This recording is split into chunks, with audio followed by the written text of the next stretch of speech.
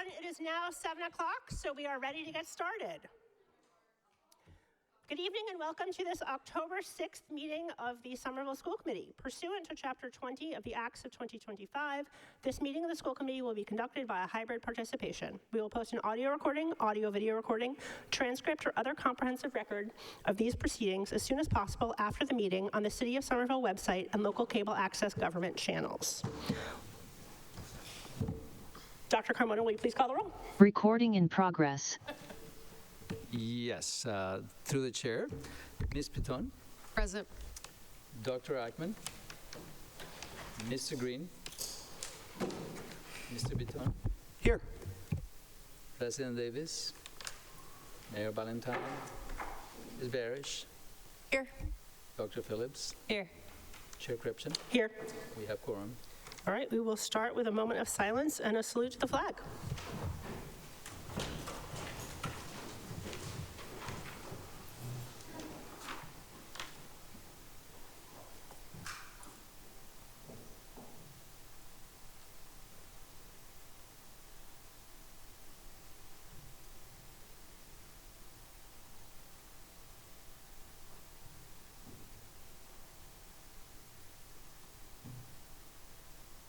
I pledge allegiance to the flag of the United States of America, to the republic for which it stands, one nation, under God, indivisible, with liberty and justice for all.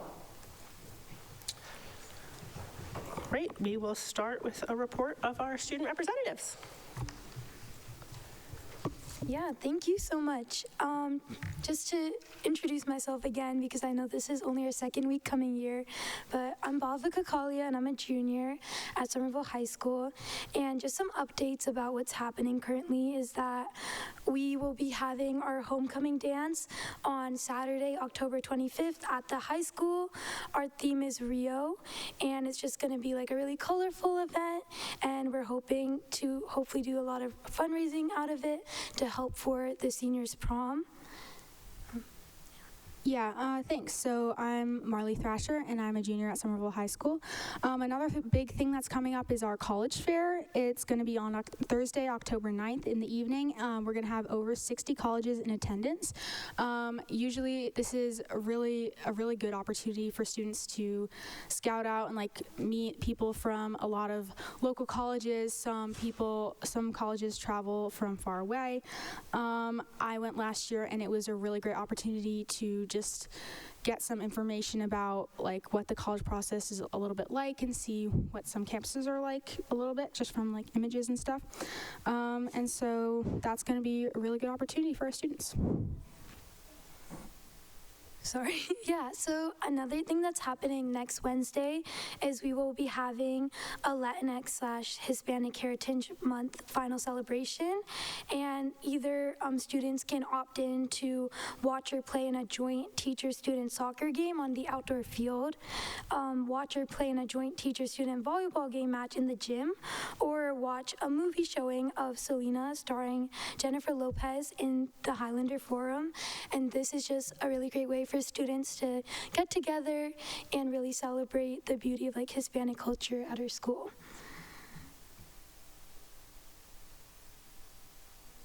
That's it from us today. Thank you. Okay, thank you so much for that report. Do we have any questions or comments from my colleagues?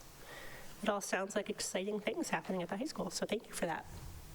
Okay, if there are no specific questions or comments, we will move on to public comment. We have 5 people signed up, and I don't believe we have anyone signed up remotely. Okay, so I will read the directions, and then I will call the names 3 in a row so you know who is coming up. Welcome and thank you to those who have signed up for public comment. Speakers will be allowed 3 minutes to present their material. However, the chair may limit comments to 2 minutes based on the number of individuals signed up to speak. Since we only have 5 people signed up, you will have 3 minutes should you so choose to use them.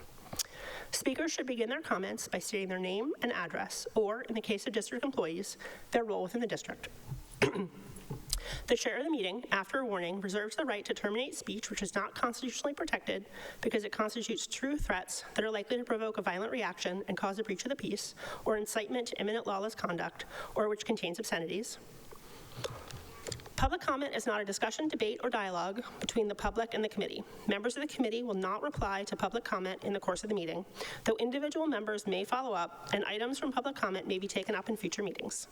The school committee will not hear personal complaints of school personnel nor against any member of the school community in public session. Individuals may address topics on the agenda or items within the school committee's scope of responsibility, such as the district budget, goals and policies, or role of the superintendent. The public is encouraged to submit comments in writing for inclusion in the public record. So with that, first I have Abby Hare, followed by Samantha Steiner, followed by Liz Eldridge. Abby, the floor is yours.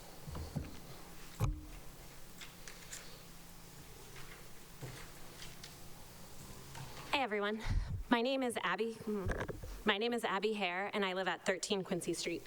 I have kids at Capilano and East, and my older one has an IEP. I am glad that you are hearing from the Special Education Department this evening, and I sincerely hope that the CPAC report will be part of your discussion. As you can probably tell from the over 60 emails you've received over the past few days, this is a big issue for Somerville constituents. People involved with and outside of special education are concerned. One of the reasons that I love Somerville is our commitment to equitable educational opportunities for all students. But when I read this report from CPAC, I worry that our actions don't always match our ideals, especially for the kids who need us most. We collect a lot of data, which is important, but there's often a disconnect between gathering information and taking meaningful action. For years, the data has shown that students with disabilities are being left behind, and the most recent MCAS results show this problem is only worsening.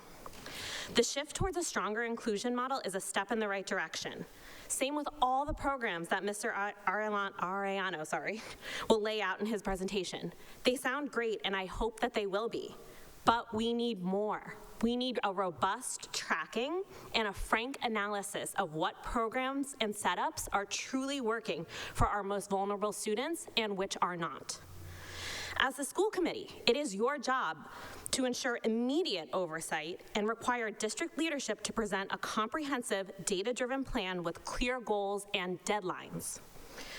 I also urge you to examine the child find process and hurdles families face when trying to get their child evaluated, regardless of what is on paper.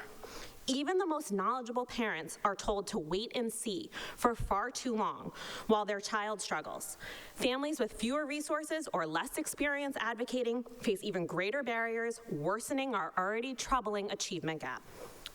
Finally, I ask you to make what happens in schools, especially in special education, more transparent. Families want to be treated as respected partners in their children's education, but too often we are left out of the process. Thank you for your attention, and I hope you will take bold, concrete steps to ensure that every Somerville student receives the education they deserve. Next, I have Samantha Steiner, followed by Liz Eldridge, followed by Jessica Adams. Samantha, the floor is yours.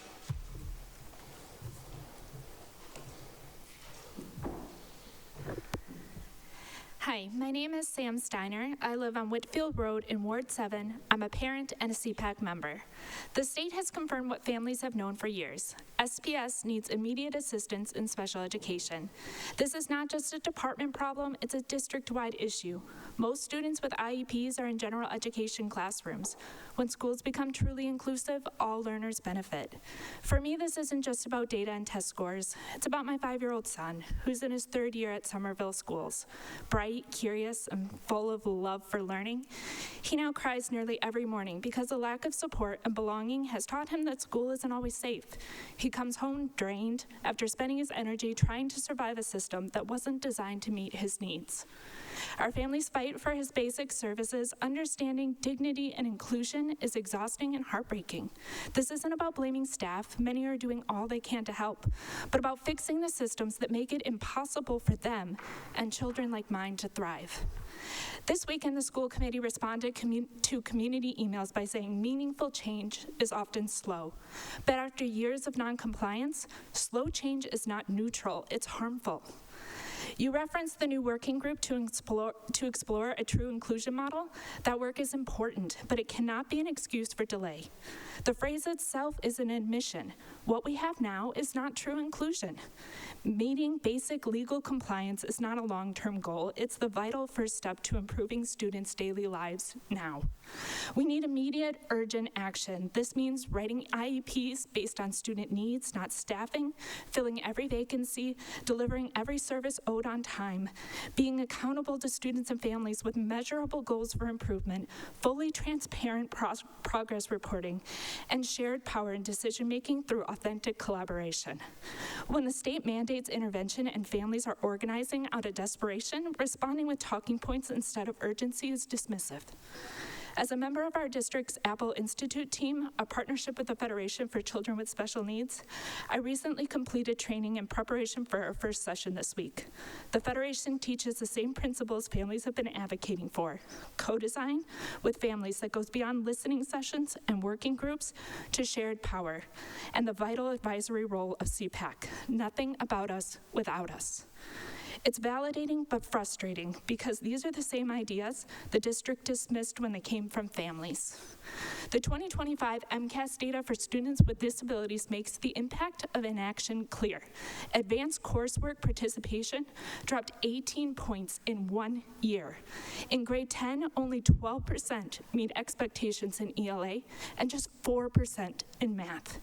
These aren't just numbers. They represent children losing access, opportunity, and hope. Our children cannot wait.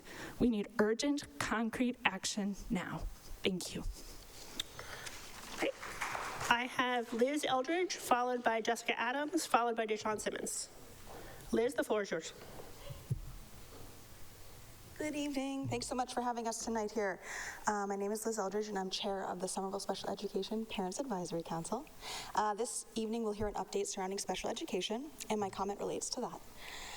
First, I want to thank everyone who read, contributed, and shared to this report. It certainly wasn't written overnight and expresses immense work in years of lived experience of families navigating a complex and often confusing system, trying to secure the support their children are legally and morally entitled to. This report has been shared widely with CPACs and advocates across the state, and I'm proud to say this group's work right here is being recognized as a model for how parents' voices can drive systemic change. That's something that all of Somerville can be proud of. But pride alone isn't progress, yet. For too long, special education in Somerville has taken a back seat. Too many families have felt invisible, unheard, or dismissed. Tonight is an opportunity to change that, to begin rebuilding. This is not a moment of criticism, but a call for collaboration. We are a group of determined parents who believe that when our most vulnerable learners are succeeding, that means the whole system is working for everyone. We are here for equity, and until that equity is a lived experience for all of Somerville students, we'll continue to be here. So I ask, please work with us, partner with us. Let's make Somerville a model, not just for special education, but for what happens when families and schools stand shoulder to shoulder for our children. Thank you. Okay, I have Jessica Adams, followed by Deshaun Simmons. Jessica, the floor is yours.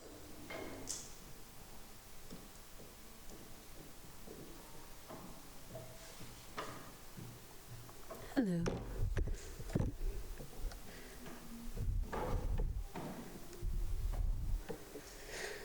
Hi.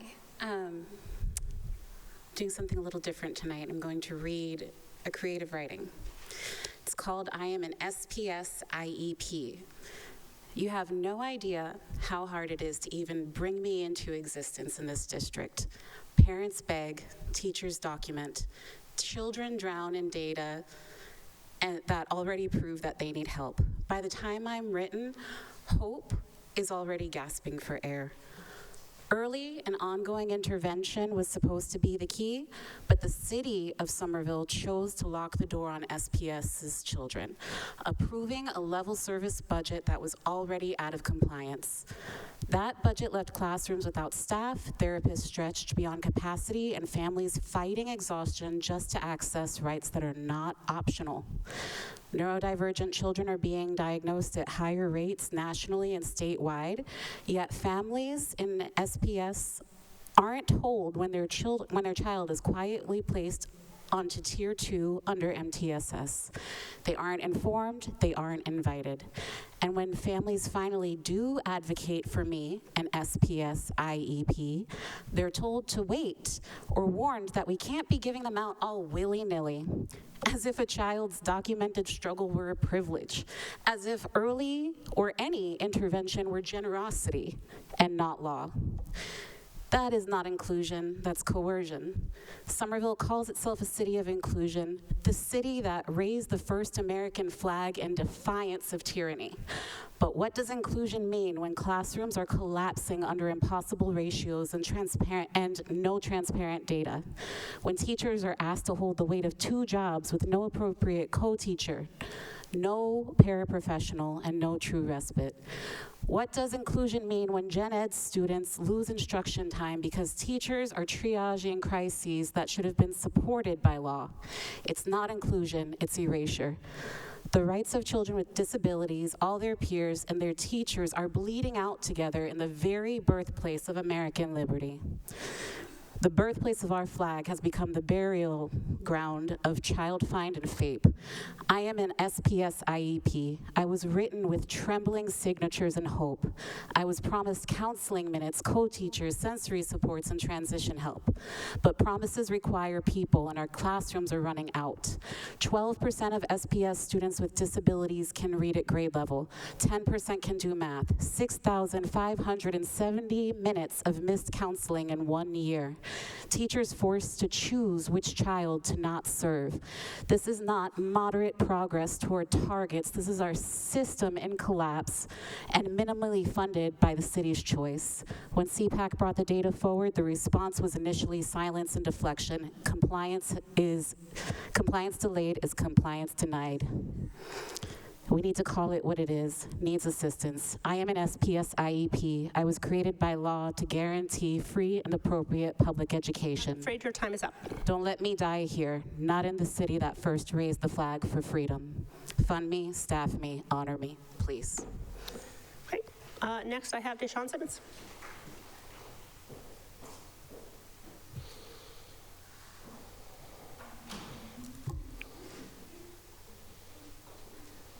And Chair, just to be clear, when we met earlier today discussing budget advocacy things, this is the forum for this comment, not later in the presentation? I think that this is good.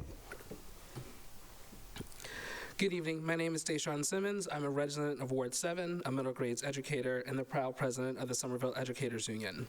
This evening, I wanted to highlight the partnership between the district and the union in addressing student needs in our district. I want to start by saying that not everything is perfect, and some pieces haven't been perfect for a while. Our educators work tirelessly, and they are tired. That said, what we have found to be true is that the district is willing to listen and make moves to be responsive to address these issues. This was evident during the budget process last year as district leadership, school committee members, and the SCU advocated fiercely for a budget that saw an additional millions of dollars added to the budget, which begins to correct decades of underinvestment in education to put in place the supports Somerville students deserve. This year, we are seeing more manageable workloads for special education providers and social emotional educators, which means more protections for student service delivery. The district also met the SAU with codifying best practices for reading and math intervention to maximize the success of those programs while attempting to avoid educator burnout in those process. These were important priorities to the SAU in the bargaining process, and we're thankful to the district that they made some real commitments in these areas. Admittedly, the progress is not as fast as we propose, but we fully accept it as it is a step in the right direction. Perhaps one of my biggest priorities in the bargaining process last spring was to find a way to implement a true co-teaching model in the district to better meet the needs of each student in front of our educators. We understand that such an initiative costs more than the allocated budget allowed, and we appreciate the district naming it a priority for them as well. This year, East Somerville and Winter Hill are piloting a co-teaching model with a working group of educators, administrators, and family behind them, documenting the best practices and procedures as we work to scale up the co-teaching model for future years. Again, this is not as fast as we hoped or bargained for, but we know that the change is coming. In talking with my union colleagues in other districts, This is not the typical partnership. Somerville Public Schools in recent years has continually made an effort to maintain a solid working relationship with the SCU so we can produce the best outcomes for students. That doesn't mean that we always agree. We often don't.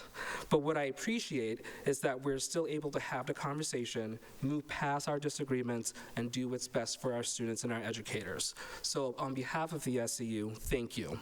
There's a great deal of work ahead, and we appreciate the commitments into going into a better direction. Thank you. Thank you.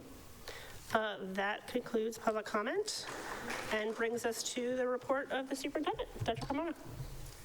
Through the chair, good evening, everyone. Tonight's meeting is an important one, focused on one of the most critical pillars of our strategic plan, academic excellence. I want to begin by expressing appreciation for the engagement of our families and the broader community. Your investments in our students, particularly your advocacy around access to strong special education supports, reflects how deeply we all care about the success of every child. Thank you for being here and for lending your voices. As a district, our vision is to foster a student-centered learning community where every student, honoring their unique strengths and background, is empowered to thrive through tailored supports and equitable access to opportunity. This evening, we will hear about the district's progress toward the vision in two important areas: special education and MCAS accountability. We recognize that within any system, there are areas of strength and areas for growth. That is why we review data, including MCAS results, in context and with a commitment to evidence-based decisions, so that our next steps reflect both our progress and our responsibility to keep improving for the benefit of all our students. Our first presentation will begin with an overview of the recently released MCAS results. Samantha Elegin, our Director of Data, Assessment, and Accountability, will walk us through the data, looking at the overall performance and trends, and showing how we compare, in some instances, with neighboring districts and the state as a whole.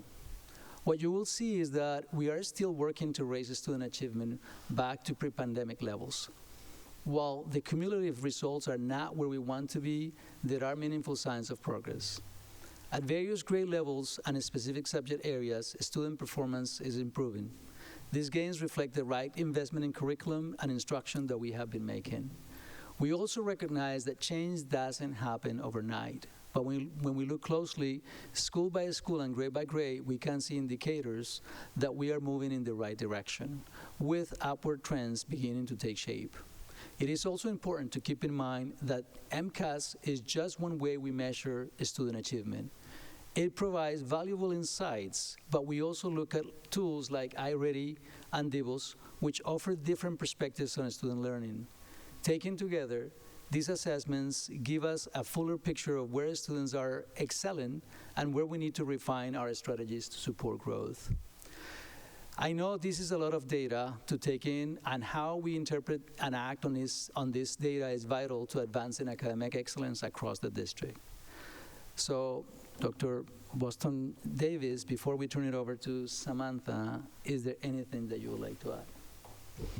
Thank you to the chair. Thank you, Dr. Carmona. I'd just like to welcome up our director, Samantha Elegin, who has been quite a partner in many of the academic initiatives that have moved forward. Beyond academics, she really supports, but including a lot of the new work that we have in place. And so we'd like to thank Sam for all of her hard work, and we'll pass it over to you to talk through our MCAS results. Sounds great. Thank you, Dr. Carmona and Dr. Boston Davis. Good evening, everyone. I am Sam Elegin, Director of Data Assessment and Accountability for Somerville Public Schools. I'm just here to present on our 2025 MCAS and accountability results. Next slide, please. Wonderful. So over the last several years, we've really worked to create a strong culture of data in Somerville Public Schools and a regular practice of viewing data and using that to inform decision-making and instructional practice. So some examples of the data that we review regularly include iReady for reading and math in grades 3 through 8, DIBELS, which is for students in grades K through 5 and measures early literacy. We have the Access Assessment, which measures students' English language proficiency for students in grades K through 12. We also have, of course, the MCAS, which we'll discuss here tonight, which is for ELA, math, science, and civics for students in grades 3 through 8. And we, of course, also look at student work samples, unit assessments that happen tied to the curriculum as well. And some of the things that we look for when we're reviewing this data is for trends and patterns in the data over time, both related to students' achievement levels and also related to student growth. We also, of course, look at the data by different student subgroups, right? So, for example, our multilingual learners, our students with disabilities, our students from low-income households. And we, of course, also look at the data, keeping in mind any new initiatives or new efforts, new curriculum that we have going on at the time as well. Next slide, please.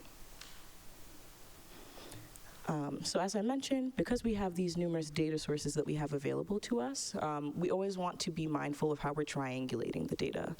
So for instance, we have the MCAS, which is used by the state really for accountability purposes to see how students are mastering their grade level standards and making progress over time. And we in this district use the data in a couple of different ways. So we of course review the achievement levels, which really tells us about how many students are meeting or exceeding grade level standards. We use student growth percentile information, or SGP, and that tells us how students are growing relative to their peers across the state who have performed similarly in the past. And we of course use the item level data, which really tells us about the specific standards, specific items that students are mastering or struggling with.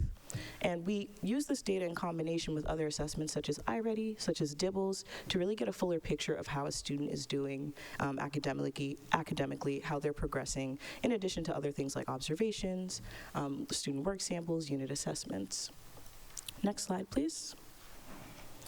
So today, we're going to focus in on MCAS and accountability data. We'll start with achievement levels, then move on to student growth percentiles, student subgroup performance over time, and then some of our accountability data and action plans of what we're doing to address the data that we see.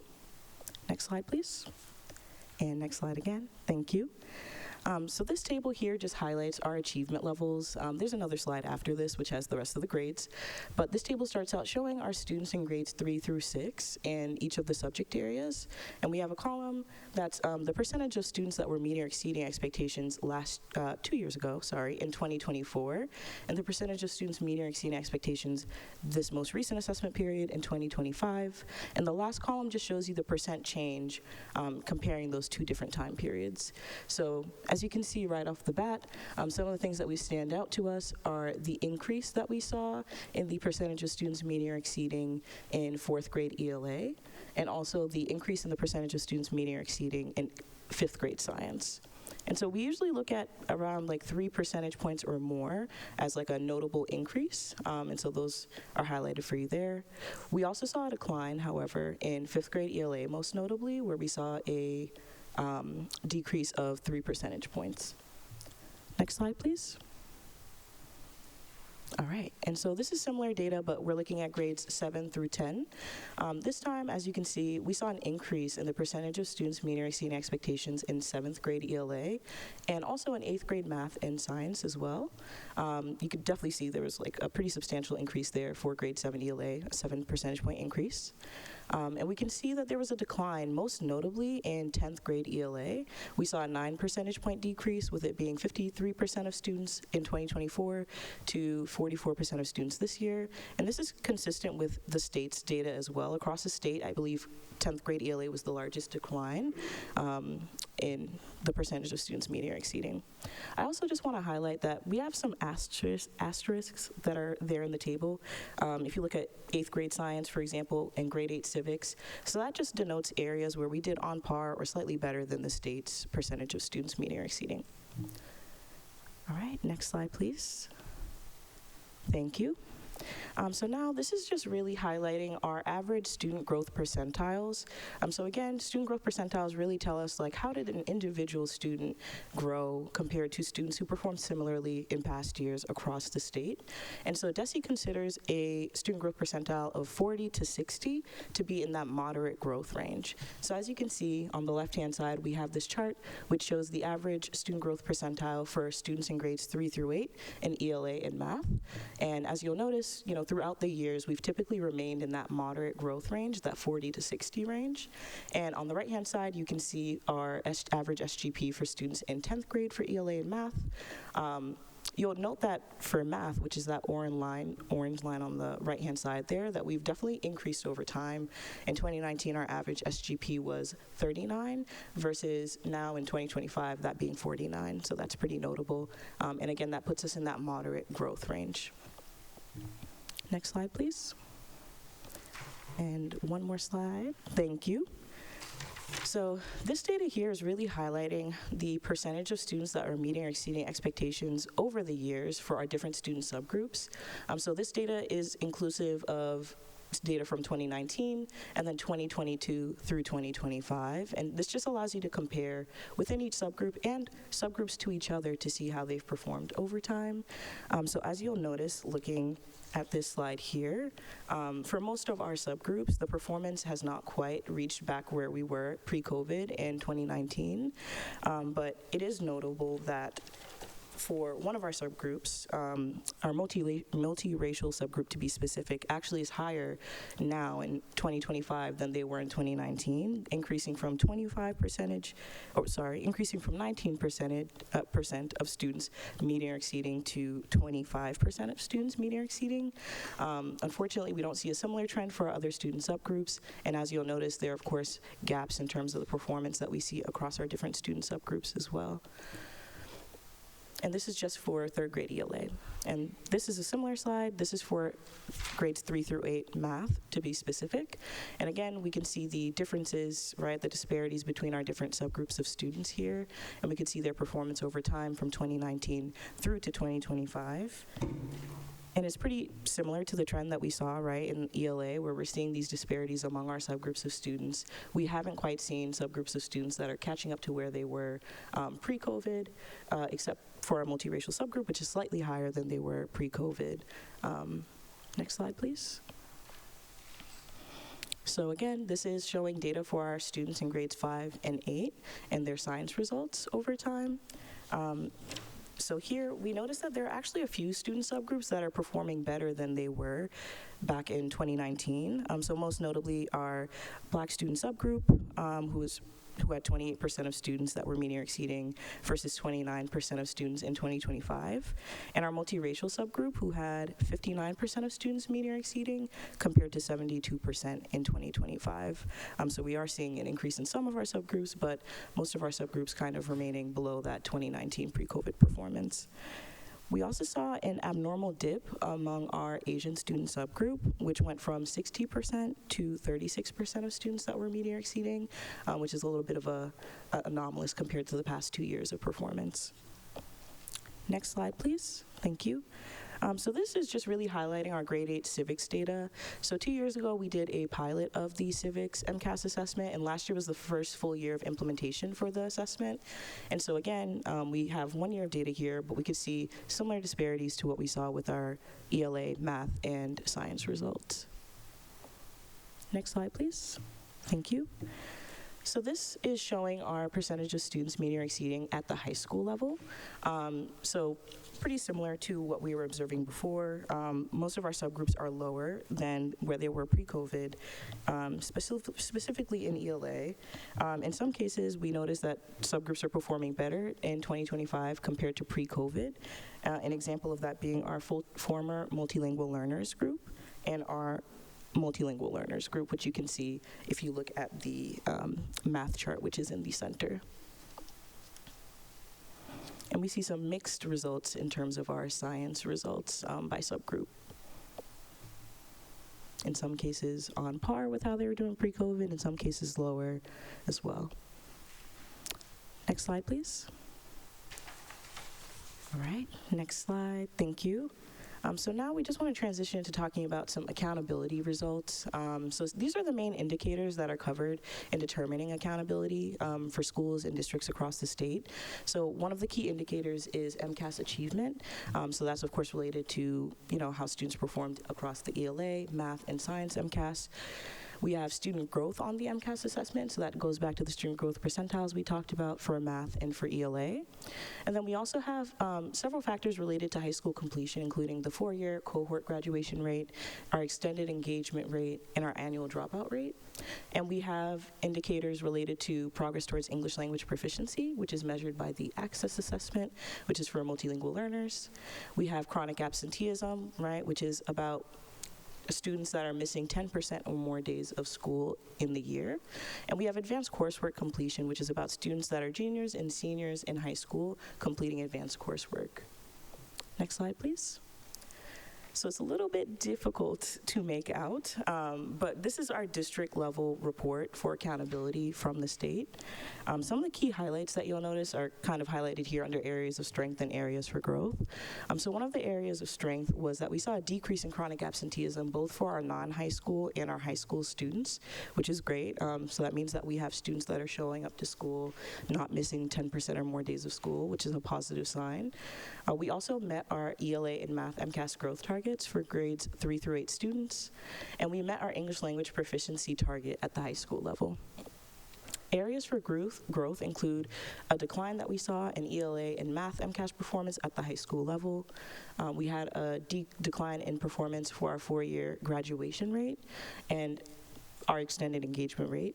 And we also saw a decline for our advanced coursework completion rate. And just to clarify too the point system, so across each of the indicators that we have, you can earn 4 points. 0 points meaning that there was a decline, 1 point meaning no change, 2 points meaning slight improvement, 3 meaning that you met your target, and 4 meaning that you exceeded your target. All right, next slide, please. Perfect. So this table here is showing the accountability results broken up by each of the schools in our district and for the district overall. So that middle column tells us our criterion reference target percentage. And that is really about how each of the schools in our district and the district overall is making progress towards the targets set for us by DESE. So you can see for the Argenziano that 78% of was their target criterion reference target percentage, which put them in the meeting targets range. For the Healy, we saw 58% of students that were, or not 58% of students, sorry. We saw 58% for their criterion reference target percentage, which put them in the substantial progress towards target range. For the Brown, we saw 71% as their criterion reference target percentage, putting them in that substantial progress towards targets. Similar for the East, 54%, 64% for the Kennedy, 46% for the West. 31% for the Winter Hill, 22% for Somerville High School, and for the district overall, 47% progress towards our criterion reference target percentage. And you'll notice on the right-hand column, we also have our accountability percentiles. So the accountability percentiles are a little bit different than our criterion reference target percentages. Whereas the criterion reference target percentages are about our progress towards the targets set for us by DESE, the accountability percentile is really comparing us to comparable schools across the state. And when I say comparable, that just means schools serving like relatively similar grade levels to us. So comparing high schools, for example, to other high schools, and comparing non-high schools to non-high schools. And so you'll notice one of the schools that was flagged for accountability reasons, which is that red asterisk that you'll notice next to the school's names, was the Winter Hill, who had an accountability percentile of 9. And you'll notice that the West Somerville was also flagged for accountability purposes, that red asterisk, and that was due to low subgroup performance for their Hispanic or Latino student subgroup. And lastly, Next Wave was flagged for accountability purposes due to assessment participation. Yes. Next slide, please. Thank you. So, as I mentioned at the beginning of the presentation, we really are committed to using data and reviewing data and taking that into account in our decision making and our practices. So that looks like sitting down with principals at the beginning of year every year to review our data, whether it's MCAS, accountability results, iReady, DIBELS, something that we did today at our all administrative team meeting. So we really are committed to reviewing this data and thinking of what we can do, what actions can we take to lead to more positive student outcomes. Some of the things that we're committed to doing include things like investing in high quality instructional materials. As many of you likely know, we've gone through multiple curriculum review cycles and are in the process of implementing new curriculum, and we've invested over $600,000 in new curriculum. Another action that we're committed to is our vision for excellent instruction in SPS, and that's really rooted in instructional practices that we know to work for students. That includes things like fostering positive classroom culture, student-focused planning and preparation, making grade-level content accessible for all learners, and promoting student agency and engagement in the classroom. We're also committed to our Common Planning Time initiative, which has really given educators time to meet and discuss data and be very data-driven.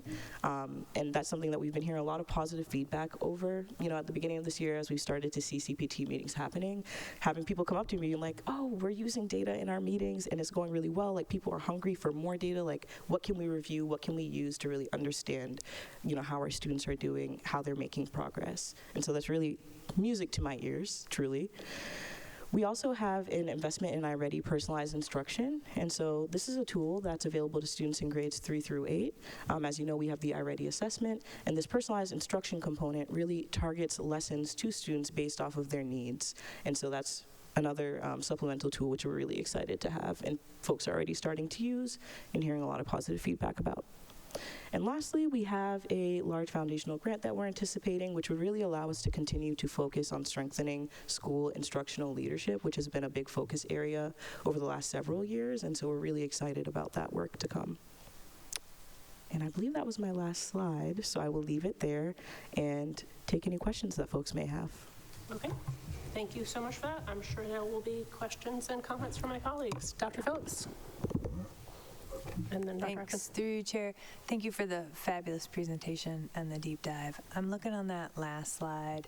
What are we doing given what we see in all these data? And I'm noticing that I think just about every single one of those 5 pillars is new in implementation since we've had the superintendent. And I'm wondering if anyone on the administrative team can give me a sense of, we've just made a ton of enormous investments, like, based on the literature, when would we think they would really start to pay off?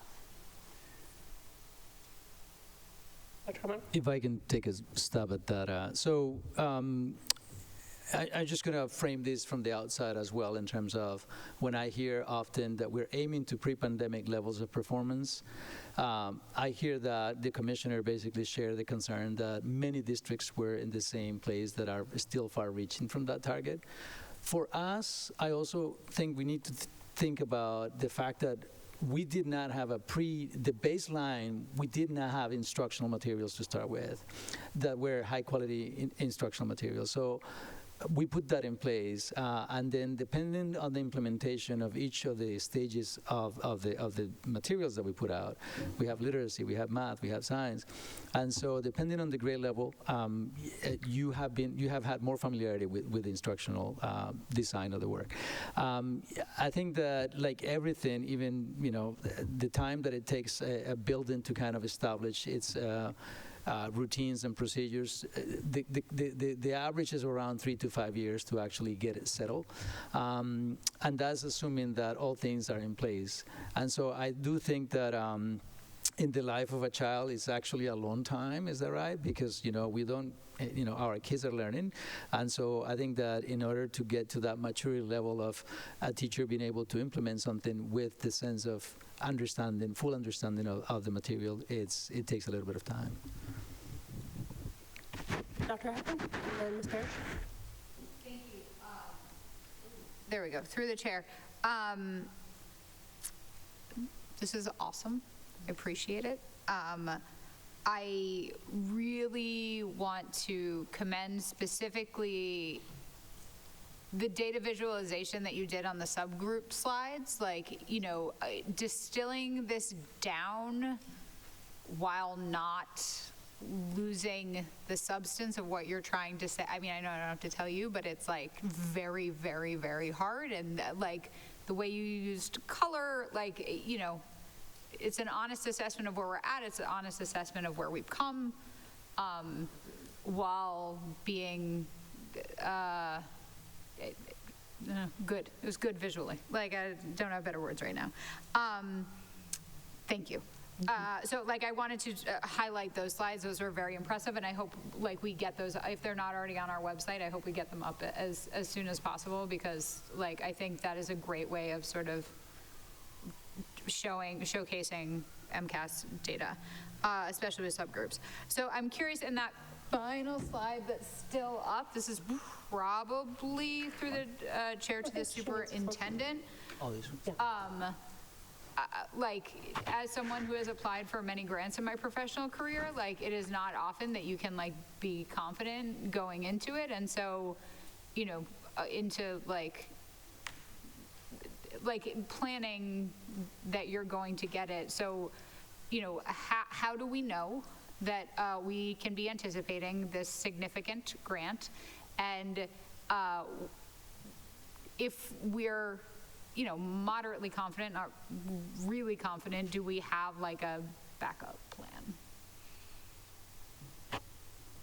Dr. Wilson-Davis? Thank you, through the chair. So we are confident that we're receiving the grant. However, the foundation that is giving us the grant has a publicity, a communication plan that they'd like us to adhere to. And so in working with Sam and our new communications officer, Daryl Nash, who wisely advised that we rephrase it in this way. But I will say that it is work that we've already discussed. I have Ms. Parrish and then Mr. Green. Thank you. I just wanted to follow up on Dr. Phillips' question about, you know, how long we would expect it to take to see the results of all of the investment that the district is making. I just wondered if you could touch on some of the ways that the district is supporting teachers, I think, in the hopes of making it closer to 3 years than 5 years. I mean, immediately I'm thinking about common planning time and the professional development around the new curriculums that are being implemented. But if there are other things that you could share with us, that'd be great. Can I just start with so in terms of changes in trajectory or outcomes, I think that I refer to the MCAS when we were talking about impact on numbers. We do now have reference to how some of the things that we have put in place are impacting the trajectory of the students. So, and the DIBELS and the iReady have shown a steady improvement for K through 2 or K through 3, K through 2. Across the board. And iReady also has shown that we are moving across the board. There's a fourth grade, I think, is the only grade that seems to have a dip, and because it's 3 years of data. So there are some categories or some strands of grade levels that actually are showing some improvements right now. As far as how we make corrections, there are a couple of things. As you know, we last year, when we were also in need of assistance with the Department of Ed, or for a couple of the schools that needed some support, we had some collaboration with TNTP as well as the AIRS. There's an AIRS report. One of the things that they have done with us is walk through buildings, assess the level of gaps that they might identify as an area where we need to work. So I think that the work is being triangulated with both the feedback that we get from the Department of Ed feedback, as well as the work that we do in our instructional rounds, as well as the data. So, you know, I think that there's nothing that we actually take as an absolute. I think everything that we do is always wondering how can we do it better. As far as instruction and support for teachers, I'll let Jess build a little bit on that, because I know we have made some adjustments. The last thing I will say is that one of the differences that we put in place from last year to this year, or at the end of last year, one of the things that principals in our conversation around how do we best support the implementation of our new programs is by also being more present and providing more feedback to teachers to do a little bit of both coaching and corrective action around how do we do this best. Because the reality, though, is that you can actually learn about a program, but the best way to actually accelerate your learning is by being embedded in the place where you actually can get more feedback. The coaching is another way to do that work. But intentionally, we actually have chosen to use data as to inform instruction and leadership in our district, and that's one of the things that that's what we did today, is just to make sure that we all have a clear understanding of what are we monitoring and how are we monitoring the support across all grade levels. Add to that? Absolutely, I'll add to that. Thank you. In addition to all that the superintendent's just discussed, I'll add a couple of things. The first is that we are definitely making an investment on trying to strengthen our school leaders as instructional leaders, and that a strong instructional leader will help support the entire building. And so if an educator can go to a strong instructional leader for feedback, for thought partnership, to help through MTSS processes, that's pivotal. I mean, there's a lot of research that shows how important the role of a strong principal as an instructional leader is to move outcomes, but also the experience of students in school forward. So I think that strong investment on our school leaders as being strong instructional leaders is also to then help what's happening in the classroom. In addition to the other structures that you've mentioned, I just will also add that we're putting a lot of tools in place to help educators do the work. So under Sam's leadership, we launched Open Architects across our district. This is our new data system.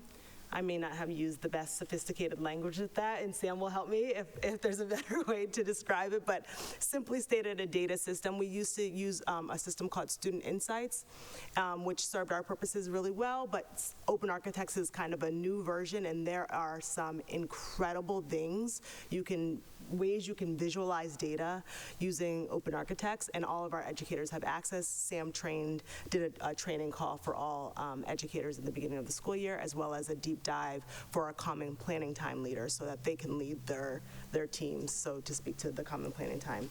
Other tools include the personalized learning like we discussed, obviously the curriculum, and Dr. Carmona mentioned the TNTP walkthroughs, thinking about curriculum implementation. I think another thing that I'll add is, because I'm listing a number of things, and I think this is important, is we are actively, it's kind of not a stated priority, but it is a priority in our work, building coherence across all of these systems. That shows up sometimes in the things that you see. So you'll notice, I mean, from the way our school improvement plans are aligned to the strategic plan, that are aligned to how we do instructional rounds, to the areas of emphasis that we're asking our school leaders to engage in, and ways to look inside classrooms to support educators. We're trying to really make things, all of these initiatives make sense and work together. And I think that's, our hope is that that really does also support educators, because they are the ones, really leading the work. And so the coherence is in support of that as well. I have Mr. Green, Ms. Patone, and then Dr. Ackman. Yeah, two things. First of all, to Dr. Ackman's point about the philanthropic gift, as someone who gives philanthropic gifts as part of my job, I 100% respect and understand the desire to follow the communications plan, especially as I can only think of like 3 or 4 foundations who would be in line to give a gift like this, and all of them are very image conscious, so let's not ruin a good relationship. So as I do every year, I'm gonna have lots of very nitpicky, detailed questions that I will follow up in an email, and because we can dive into these together every year. One of my favorite times talking to you when I do this with you every year, Dr. Watson Davis. But there is one data point that I want to flag now, because it was interesting to me, and that is the local and statewide dip in 10th grade ELA scores. Now, I'm the first person to point out that the plural of anecdote is not data, but it is worth noting that I have heard anecdotally a distinct rise in the number of students, frankly at all grade levels, but especially at the 10th grade level, who are aware of the fact that MCAS scores don't matter to them as students anymore, and perhaps treat that accordingly. So I'm curious to know, like I think we should do with all data points with MCAS, if you look at it as a multi-year average, how that shakes out going forward, especially since I also know anecdotally that there were students in 10th grade who would have in prior years tried to find ways to get out of the MCAS and opt out of it, who are now taking it. So I am curious to know, given from a policy perspective, that we know that high stakes attached to tests can distort the results of those tests, what 5 years from now we'll be seeing in the 10th grade scores, and if that's perhaps a more accurate reflection of where students actually are diagnostically than if they're prepping for it as an exit exam. Especially when I remember that they also raised what mean expectation was it 1 or 2 years ago, I can't remember.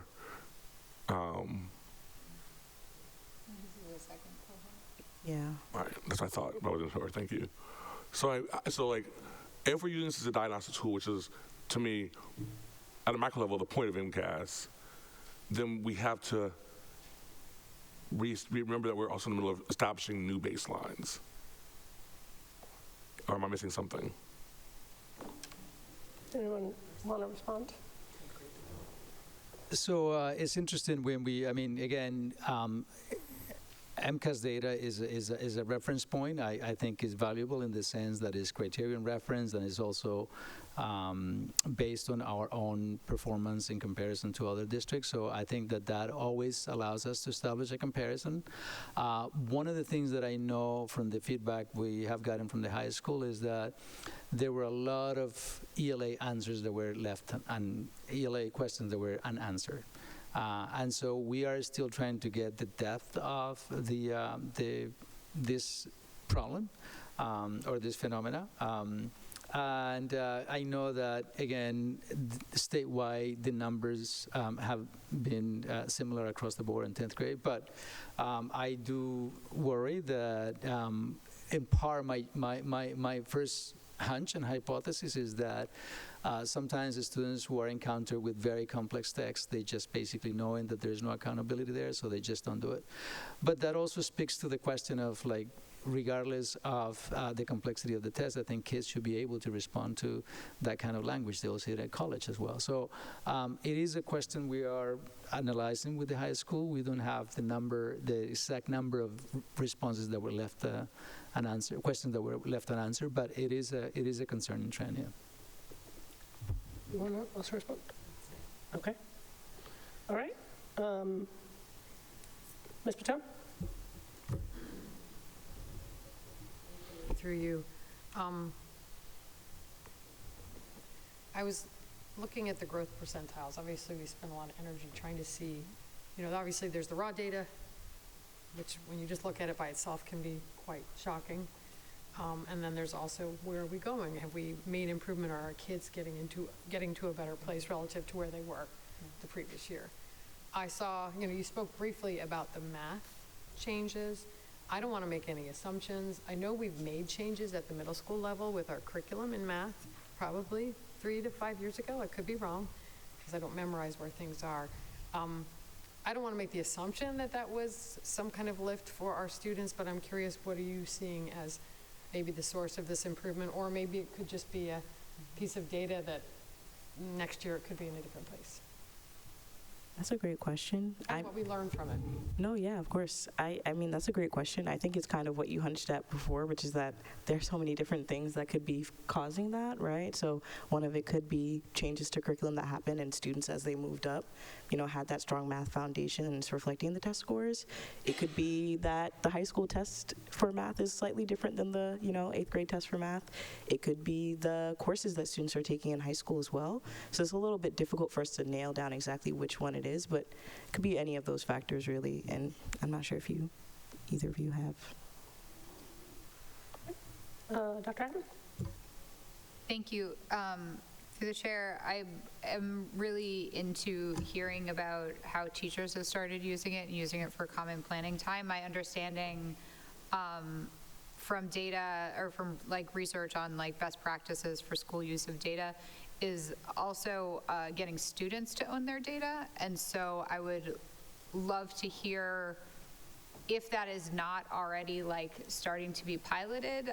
I'm hoping that the district is planning to start figuring out how to get students to see their data, own their data, And I would love to, and if that's not in the trajectory, I assume there's a very thoughtful reason why I'd like to know. Thank you. Want to respond, Dr. Bassan-Davis? Sure, through the chair. Thank you for that feedback, and I agree, and having my own experiences as an educator, tracking. What I've noticed across our district is that I've noticed, kind of visually it varies from school to school and classroom to classroom. So I'll say from the district perspective, there's not yet a steady way in which we're asking students to kind of track and own their data as you've described, but that's something we will definitely look into.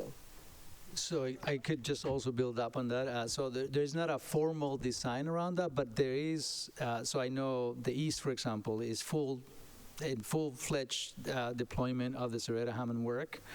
And I know that it's not just owning the data, but owning your learning. And I think that ultimately, when we can actually have a student say, I do not know, I know what I don't know, I'm going to ask someone.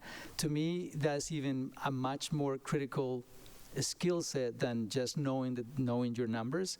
It's just like, how do I know as a learner I'm not getting where I need to go?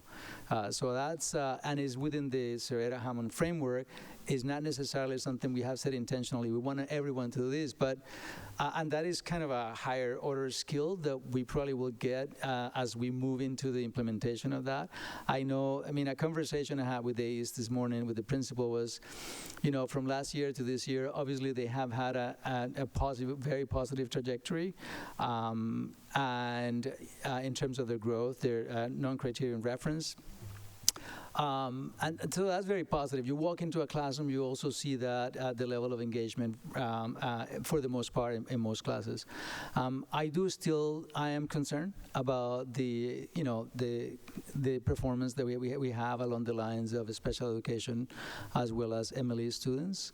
I know that there is a nationwide as well as statewide, there are similar levels of performance, but that is still is something that we are addressing right now, and is definitely an area of concern.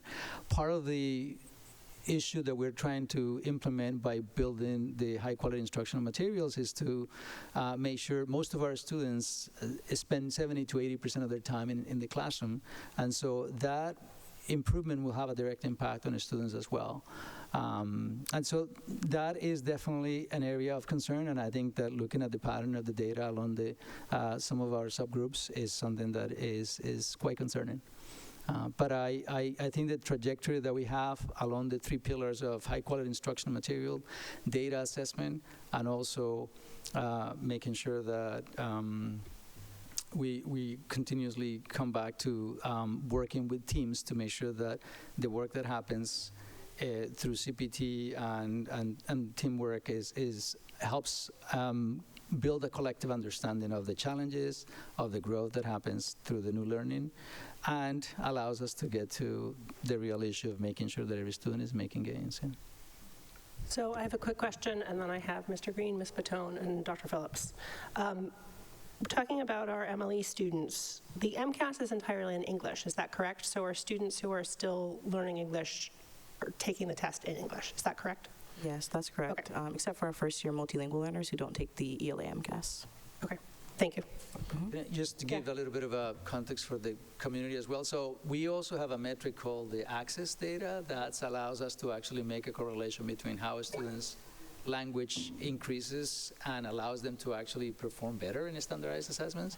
Our access data is also, it shows that we need to develop more language skills in the classroom. So I think that we have some other tools that allow us to see what are some of the gaps that are taking place. But the thing that is very complex for a student who's just developing a language and being able to perform at a grade level standard is very difficult. And so that trajectory of growth is very hard to measure through MCAS. The only thing that allows us to actually have a good understanding of that trajectory is the access data, because year by year would allow us to get a sense of how it's happening. And just one more thing to say around that. When I have spoken to principals and say, look, my access data is not really reflecting all the effort that I put into, when I sit down with them and look at grade level improvements, you can see that some grade levels have 60 to 70%, and some other grade levels have 10 and 20%. So when we actually look at this data in the aggregate, sometimes we can miss some of the nuance around where are some of the places where this data is breaking down. Thank you. Okay, Mr. Green, Ms. Bouton, Dr. Phillips, and then Mr. Bouton. Fair enough. Okay. Mr. Green. Yeah, thank you for that. So, and every time we have this, one of the disadvantages of doing this many times is every time we have the conversation, we all feel the need to express our understanding of the limitations of the MCAS data, which are real, and then also express that we're not dismissing MCAS data as we shouldn't. But it's, as we all have expressed in a million ways, super nuanced, super complicated. And actually, I think one of the MCAS's weaknesses is that's actually really bad at tracking year-to-year changes in a meaningful way that captures meaningful progress.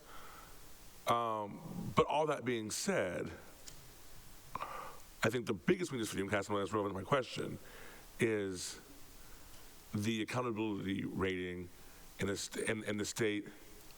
Sorry, in a country where the standardized test scores track at like a 0.9 correlation socioeconomic status, and in a state that is the 6th most segregated state in the country.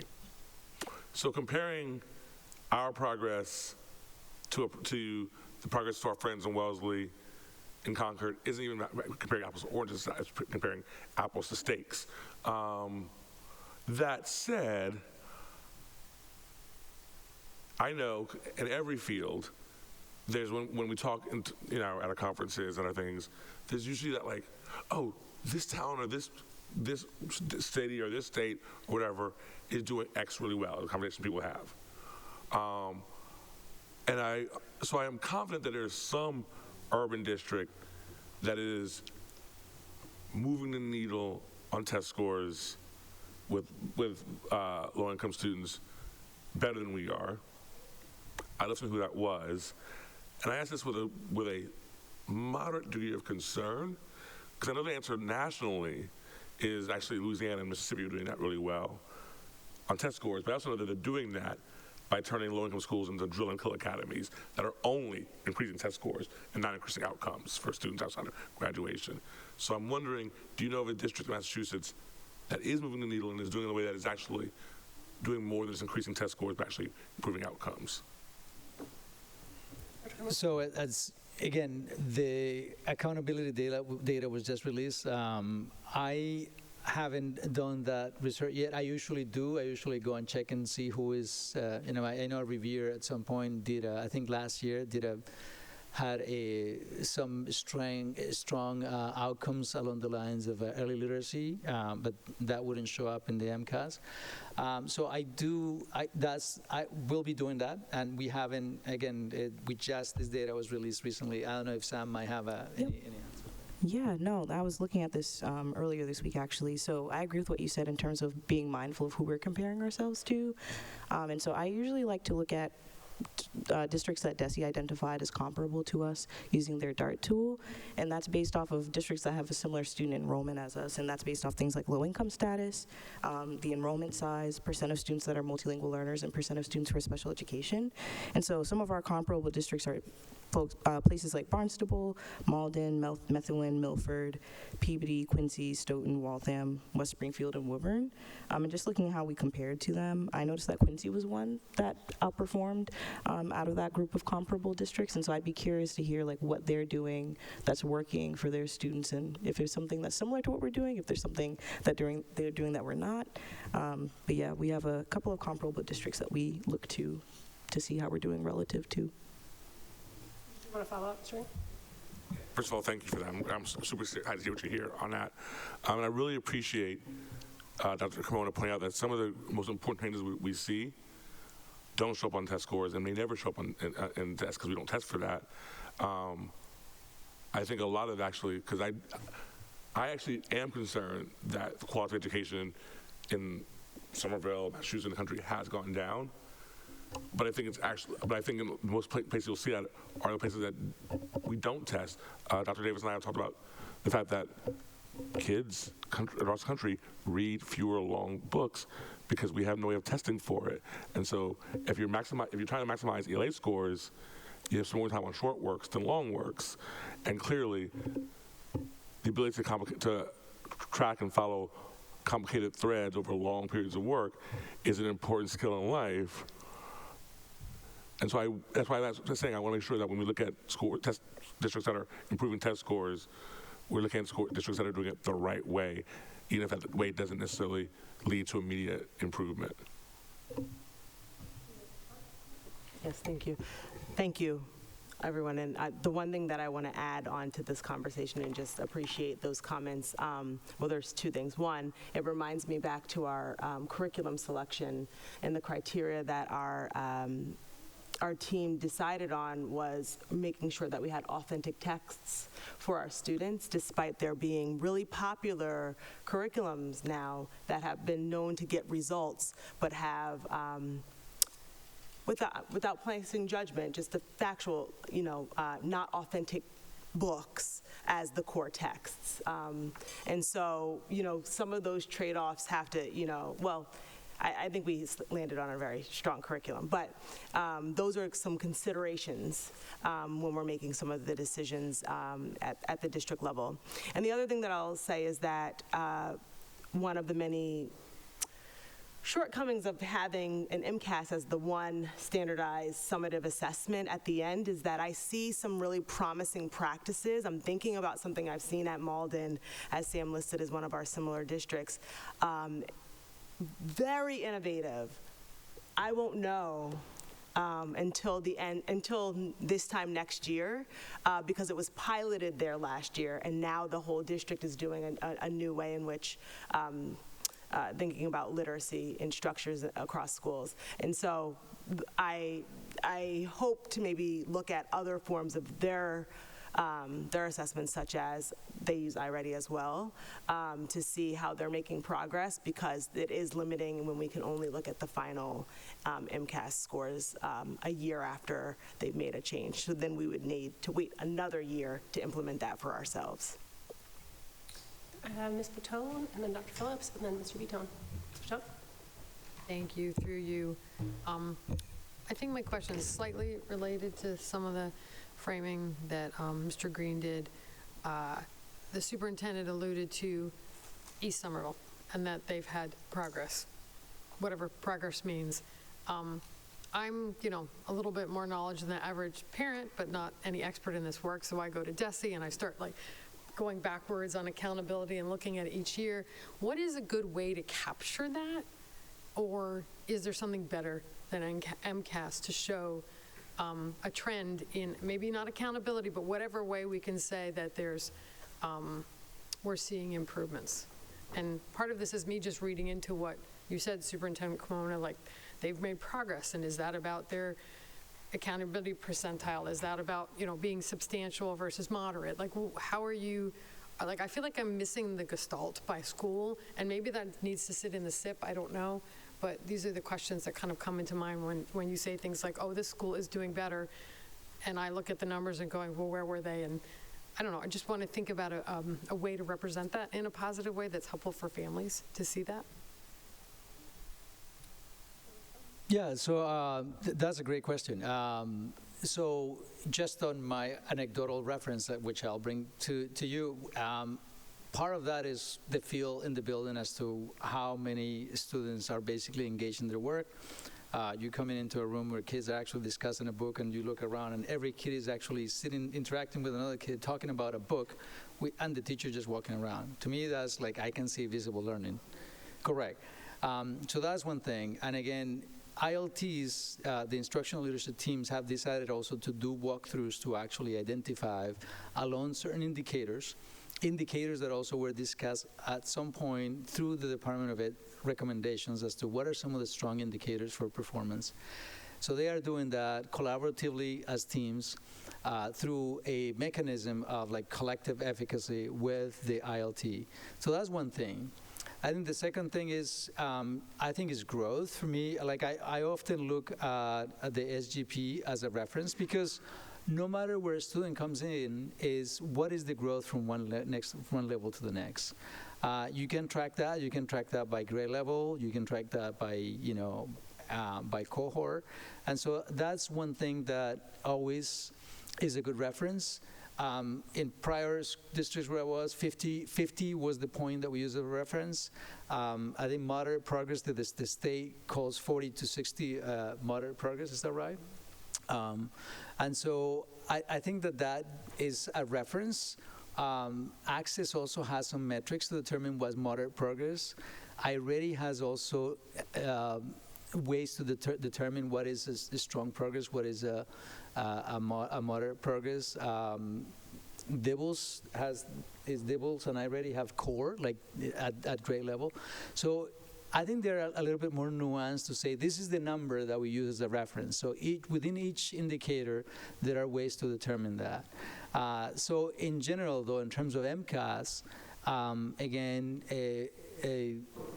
between 40 to 60 is a progress that actually is identified as moderate by the state. Now, ideally, if you want students to make more than a year's progress, you want to stay, and the end of that range. Any idea what the?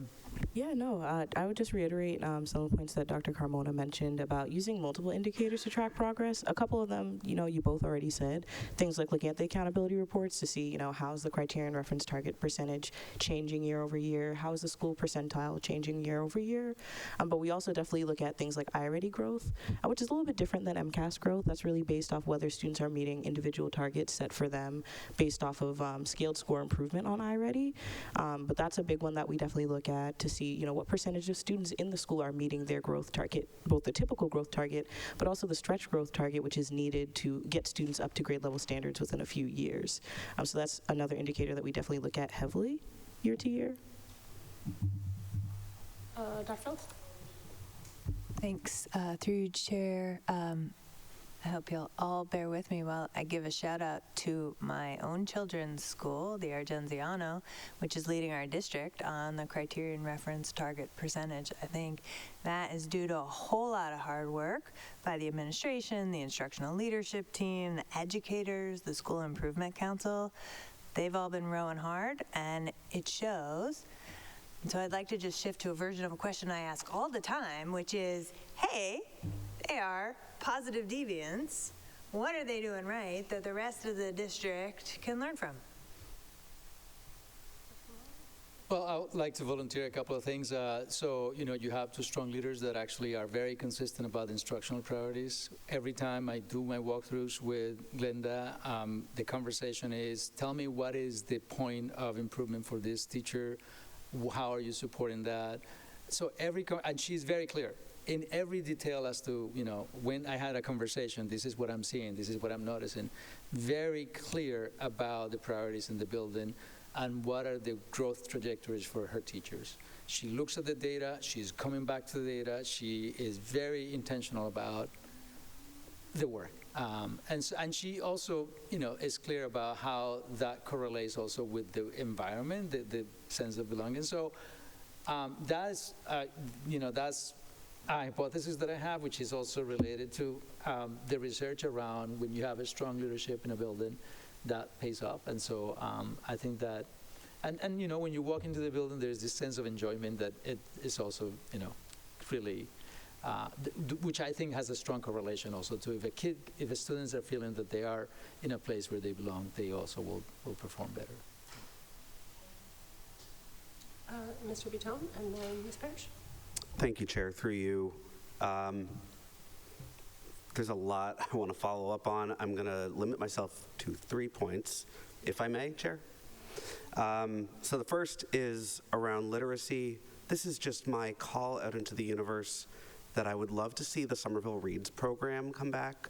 That was through the library. It was a great way to unify the city through a collective, we're going to all read this book. Loved the focus on literacy citywide. So it's been many years since we've had it. I would just love to see that. I know none of you on the dais have control over that. Okay. The second thing I wanted to bring up was Dr. Carmona, you raised the notion that aggregate test scores do not tell the full picture. And I'm so glad you raised that. And one request I would have, not right now, but through the rest of the school year, is to understand how are we, and sort of following up on what Dr. Phillips just raised, how are we developing practices in individual classrooms and schools that can serve as a model for the district? And then how are we using our training and common planning time to implement those models? So I just would love to learn more at some point. And if I may, the last thing I'd like to add to the conversation around test scores is to highlight in the very excellent presentation by Ms. Elgin that there were at least a few metrics that did not rely on test scores. There's one slide, and I don't know what number it is, but with the title, well, it's there, I'll say 2025 accountability results. So toward the end, it highlights areas for growth of our four-year graduation rate and extended engagement rate and our advanced coursework completion. And so those are areas that we do have, those don't relate to our test scores, and I think I would love to learn more about how we can maybe advance those goals. Thank you. I just have a quick question, and I'll call Ms. Parrish. I suspect I already know the answer to this, but the MCAS results are comparing since 2019, and then we're also talking about iReady and DIBELS and how we're using those. I'm assuming we didn't have iReady and DIBELS in 2019, so we can't use that as a comparison. Yep, that's right. I figured, but I just wanted to clarify. Yeah, no. Ms. Parrish. Thanks. I guess this is really just observation. Dr. Phillips rightly called out the Argenziano School and Principal Soto, and I'm pretty sure she's the principal that has been serving in the district in that role for the longest time. And Margaret Green, but other than that, I think you're probably right. Okay, fair, and small sample size, let's say. Yeah. And I just wanted to point out the importance of hiring and retaining excellent people and what we observed at our last meeting and all of the work that has been going into that. So I just wanted to, just a reflection. Thank you. Thank you for that. Okay, if there are no further questions, I think we are done with Ms. Elgin. Thank you so much. Thank you. Dr. Carmona? Through the chair. Sorry, my microphone's off. Through the chair, our second presentation this evening focuses on special education. And as many of you know, just over 1,000 students, about 19% of our district, are enrolled in special education programs. This is a significant portion of our student population, and we are deeply committed to continually strengthening these services so that every student receives the support they need to succeed. We are fortunate to have Ildefonso Arellano, our Director of Special Education, here tonight to share his report. I also want to take a moment to recognize the families, CPAC members, and others in the community joining us. Your investment in the programs we provide for our students is invaluable, and your voices are an important part of this conversation. As Ildefonso will share, the report card we received from the Department of Elementary and Secondary Education outline various opportunities to address and enhance the 14 different programs we offer our special education students across the district. We openly accept this as positive and constructive feedback, and we continue to work alongside DESE to fulfill, if not exceed, expectations set by the state. Throughout the past year, we have made significant strides in how we develop and implement special ed programming. We have done this in part by increasing our staff, implementing a structured workload for teachers, and launching a work group charged with reviewing current models and making recommendations for future expansion of our special ed services. I'm also pleased to share that the district will host a special education family listening session hosted by SFLC and our special education department. This will provide families the opportunity to share their perspectives directly with district leaders and school committee members. It will be the first in a series of listening sessions across departments, and we look forward to these ongoing conversations. As we reflect on both our progress and our areas of growth, I remain confident that we're moving in the right direction, always with the best interests of our students and families at the center. With that, I'm going to turn it over to Director Ildefonso. Thank you, Dr. Carmona. Good evening, everyone. My name is Ildefonso Arellano, and I'm the Director of the Special Education Department. I wanted to thank the school committee for the time to share updates from the Special Education Department. This presentation is also intended to address the concerns raised by the Somerville Special Education Parent Advisory Council, CPAC, in their letter dated August 10, 2025. We value CPAC's partnership and feedback. There's a lot of great work that is happening in our schools, and there are areas where we are continuing to grow. Before I begin, I do want to take a moment to recognize the people who make this work possible every day. Our special educators, general educators, service providers, paraprofessionals, IEP team leaders, office support staff, and department coordinators. The work is complex and often challenging, but their commitment to our students and our families shows in everything that they do. If we can move to the next slide. I want to talk a little bit about shared responsibility. These tenets were developed in collaboration with the Multilingual Education Department. These shared responsibility tenets affirm the success for students with disabilities and multilingual learners. Is a district-wide commitment, and as a district, we are responsible for every student's success, grounded in the belief that all students can learn, realized through inclusive grade-level instruction and guided data for equitable outcomes. This is a slide that we use, or that I use here in Somerville, to talk about that shared responsibility. If we go to the next slide. And some of this information is just for the school committee to know in terms of the department coordinators and points of contact at our different schools.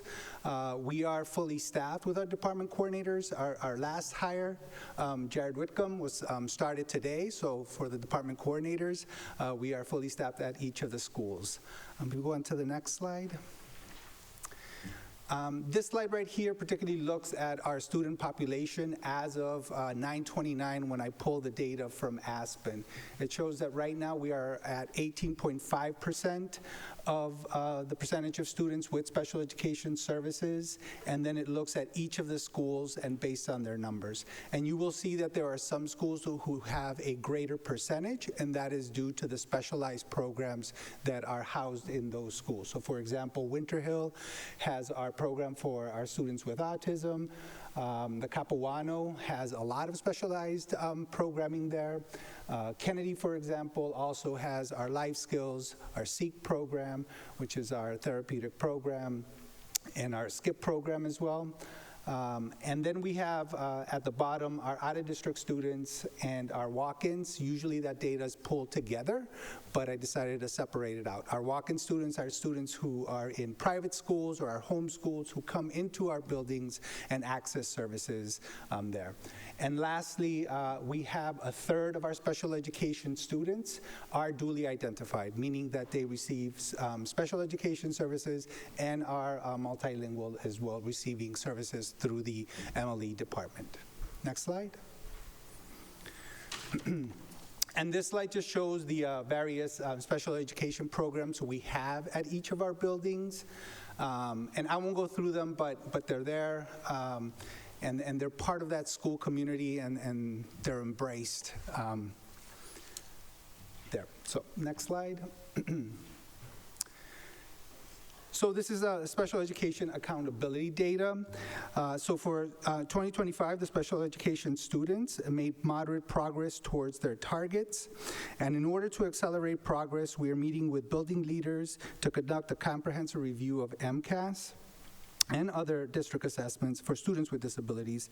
And the meetings focus on identifying areas of need, aligning appropriate supports, and engaging in root cause analysis to address the underlying challenges of our students. Next slide. The outcomes from this work We'll inform the development of targeted action steps which are fully aligned with DESE's recommended practices and directly support the students' work on the IDEA, LEA, Special Education Determination of Needs Assessment, ensuring that our initiatives reflect DESE guidance and address identified priorities. If I can just speak a little bit to the designation and sort of the action steps that the Department of Education has us do. When you are assigned a needs assistance designation, there are a series of workshops that you have to attend. What the Department of Education is looking for is for a root cause analysis, action steps that then you submit to the Department of Ed for approval. All this has to be done by the end of the school year. We don't feel that we can wait that long. That's why we are taking the initiative of already starting conversations with our principals, looking at some of this analysis and getting a leg up on this important work that we have to do as a department. Next week, we are attending the mandated workshops from the Department of Ed. However, we want to move along at a quicker pace. Next slide, please. In terms of the child find, there are legal requirements that the district is obligated to fulfill. We must identify, locate, and evaluate children ages 3 to 21 who we suspect of having a disability. The referral source can come from parents, teachers, community agencies, and there are timelines for compliance. There's a consent that needs to be sent out within 5 school days, evaluations that need to be completed within 30 school days, and then meetings held and IEPs sent out within 45 school days of parental consent. I am going to highlight getting the IEPs out because there was a recent change in the interpretation of the law, whereas before we used to be able to provide parents a summary of the IEP, and then we had 10 school days to get the IEP out. That May of 2025, the Department of Education reinterpreted that aspect. The law has pretty much stayed the same, but the way it was interpreted was changed, so that now we have 5 days to get the IEP out in the hands of the parents. So the timeline is shorter. It's something that we had anticipated, something that we made some staffing changes in terms of adding more IEP team leaders at our pre-K to 8 because of this new, I don't want to say it's a requirement, just of this new interpretation of the law. And we're still bound by those 45 days. So we have to be able to hold the meeting at the IEP out before the 45 days in order to be in compliance. During annual reviews, we do have now 5 school days only to get the IEPs out to the parents' hands by then. So it's something that we are aware of and that we're working with our staff in order to ensure that we are in compliance. So our commitment from the district is early identification, equitable access, and full parent participation. And you can see sort of the flow chart in terms of where you start from the referral process all the way to making an eligibility decision and providing services for the student. Next slide. This is just some data that I'm going to present regarding some of the referrals that we've gotten. In terms of some of the activities that we're currently doing, we have community screenings. There's 3 times a year where we are doing community screenings for our 3 to 5-year-olds. To come in, if parents suspect that there's a concern, we can screen the student, and from there we can make a determination whether we want to move forward with an evaluation. Sometimes because of such a young age, there might be a developmental range where we might say, well, let's re-screen and determine whether at that point the student has made the necessary gains. At any point during these screenings, the parent can say, nope, I want a full evaluation, and we would send out a consent. In addition to that, we have collaboration with early childhood centers and community partners. There's collaboration with our private schools, our parochial school here in Somerville, and there is ongoing monitoring of evaluation timelines. That is a commitment that we have made. Just to give you a quick sample of the referral data from last school year, there were 234 referrals submitted to the special education department. This is what we would call an initial evaluation. This does not reflect additional testing or reevaluation. This This is just initials. And these were submitted by staff, by parents, by guardians, by our early intervention agencies, and then outside agencies such as DCF. So out of the 234, 75% were parent referrals or initiated. I'm going to go into the data a little bit more. Out of the 75%, 56.3 were found eligible, and the 46.6 were found ineligible for services based on the parent referrals. In terms of the schools, which only ranged about 20%, we had just under 80% of those referrals qualifying for special education, and just shy of 20% being ineligible. Another data point that we are tracking is our referrals compliance with mandated timelines. When we looked at the numbers, there was 91.2% of the referrals that were completed or that were sent out within the mandatory timelines. This is, for us, not acceptable. We are aiming for 100%. We want to be able to have the timelines completed, IEP sent out if appropriate. This includes with consents as well, so it is an area that we are continuing to monitor. Next slide, please. In terms of strengthening our programmatic design, at the end of last school year, we did request additional staff for this school year. So so over at Winter Hill and East, we did acknowledge the fact that there were staffing needs there, where we provided additional support as part of the budget collaboratives. In addition, there was a new AIM classroom that was added over at Capuano to support an increased enrollment of our students with autism. And in addition, there were 2 new inclusion co-teachers who were hired this year to advance our inclusive practices and co-teaching initiatives, which support the goals of the current working group that I'll talk a little bit more about. We went to a workload-based, I shouldn't have put workload, and I apologize for that, but we moved more to a weighted caseload staffing model, and so this was in alignment with the new collective bargaining that was referenced earlier, with the agreement with the SEU, where the district is now using a weighted workload model to ensure that we're accurately assessing and responding to staffing needs based on IEP service requirements of students. And what we have seen is that since the beginning of the school year, we have identified three positions where we needed to request additional support in certain buildings. There was the adjustment counselor over at Winter Hill. There was an additional resource room teacher that we identified for Argenziano and Kennedy. And just recently, we did identify a need for an additional 0.6 speech and language pathologist because of that weighted caseload. So our hope that is, as we continue to monitor, we are responding to the needs. If there's an increase in terms of that weighted caseload, we are able to then make those requests in order to get the staffing that is needed. Next slide.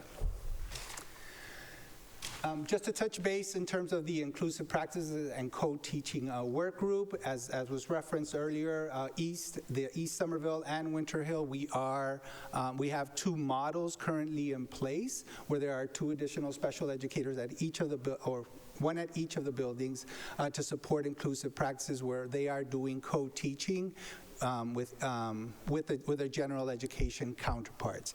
In addition to that, we kicked off our working group meeting at the end of September, where our goal is to review current models, define co-teaching expectations, identify professional development needs, analyze data from the different sites of our co-teaching models, and provide recommendations for future expansion. Next slide. And at this point, I'm going to turn this over to my Assistant Director, Marissa McDonald, who will talk a little bit more about our professional development. Good evening, school committee members. As Ildefonso stated, I'm Marissa MacDonald. I'm the Assistant Director of Special Education here in Somerville. I'm happy to be here with you tonight to share some of the ways Special Education Department is working to support both students and staff across the district. These efforts are rooted in evidence-based practices, targeted professional development, and the belief that all students can succeed when provided the right tools and support.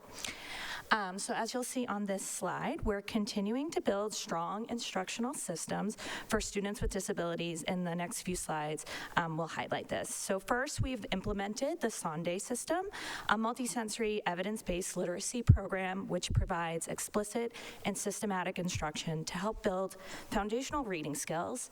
It is tailored to meet diverse needs of students and ensure access to high-quality reading instruction. We are also expanding staff capacity through crisis prevention intervention training, offering trauma-informed strategies for de-escalation, including both verbal and nonviolent crisis training. Additionally, we will be introducing Q Interactive, which streamlines how we assess students both cognitively and academically. It allows for more efficient real-time data collection and helps target instruction and intervention. If we can move to the next slide. Oh, I don't know if it's there. Okay. Not that one. I just want to make sure. Yeah. This one. Oop, back one. Yeah. Oop, there we go. We know paraprofessionals are vital partners in supporting students with disabilities, so we're launching a 5-session professional development series over the course of the school year for them, topics to include the difference between reinforcing and teaching, building strong relationships, fostering regulation, and tracking student progress using data. We're also developing a new district-wide PD called What's So Special About Special Education, and this is designed for all educators and administrators.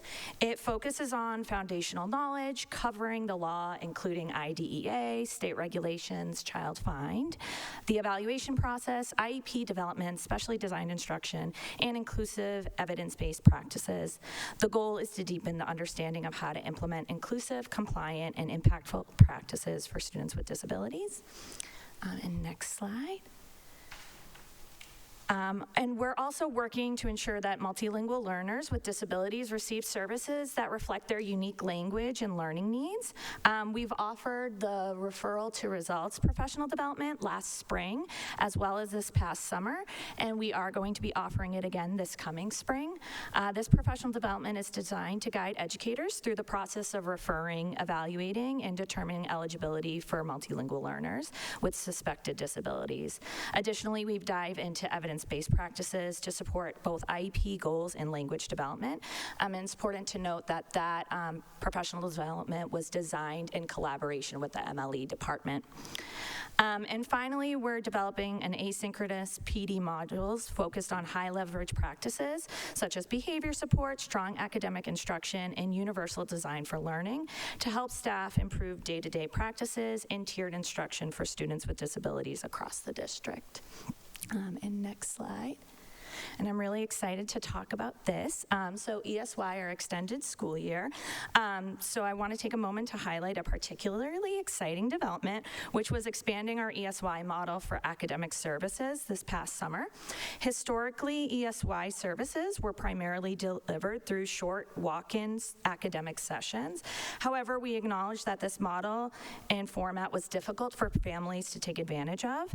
In response, we expanded our model this past summer and offered a more structured half-day program.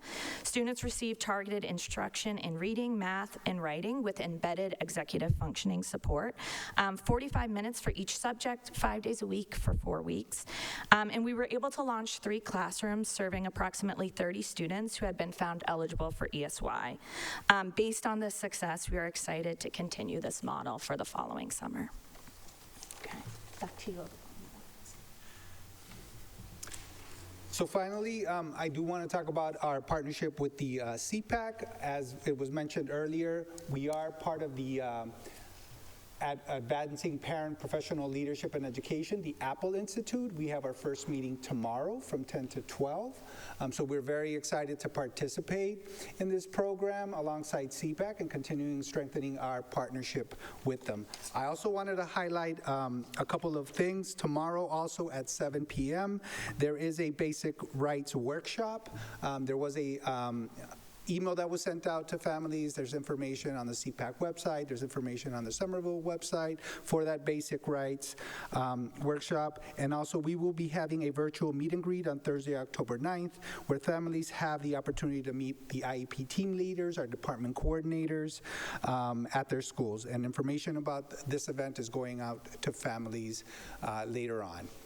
So we're very excited to continue our work with the CPAC. Next slide. I think that's the last one. It's just, and thank you very much for the opportunity to give this update. Okay. Thank you for that presentation. I'm sure there will be questions, comments from my colleagues. As everyone ponders that, I will start with myself. If memory serves, 60 out-of-district placements is fewer than we've had in the past, or am I remembering incorrectly? Is that sort of on par with what we... That number has always ranged. There's always been less than 70 students out of district. This is the lowest number that we've had. We had a few students who either aged out or graduated from our out-of-district programming, so it is relatively low. And you may not know this off the top of your head, but do you have any sense of how that number compares to similarly sized districts in terms of how many students we're sending out of district? I don't have the number off the top of my head, but what I can say is that, and I can never speak highly enough of our Next Wave Full Circle program, which is our therapeutic middle school and high school, which really acts almost as an out-of-district program for our most vulnerable students. And I believe that it's over 80 students there, that if we did not have that type of programming, we would be adding likely all those students in terms of our out-of-district programming. So I think because we have that, we're better able to keep our students in our community and educate them here. But school districts with similar profiles as ours may not have that programming where their numbers go up. But I'm more than happy to get that information for you to see what it looks like. That would be helpful just to have a sense of how we compare. Thank you. Do I have Dr. Phillips and then Mr. Bouton? Thanks. Through you, Chair. I really appreciate this report. I really appreciate this presentation, and I really appreciate everything that you and your team are doing. Thank you so much.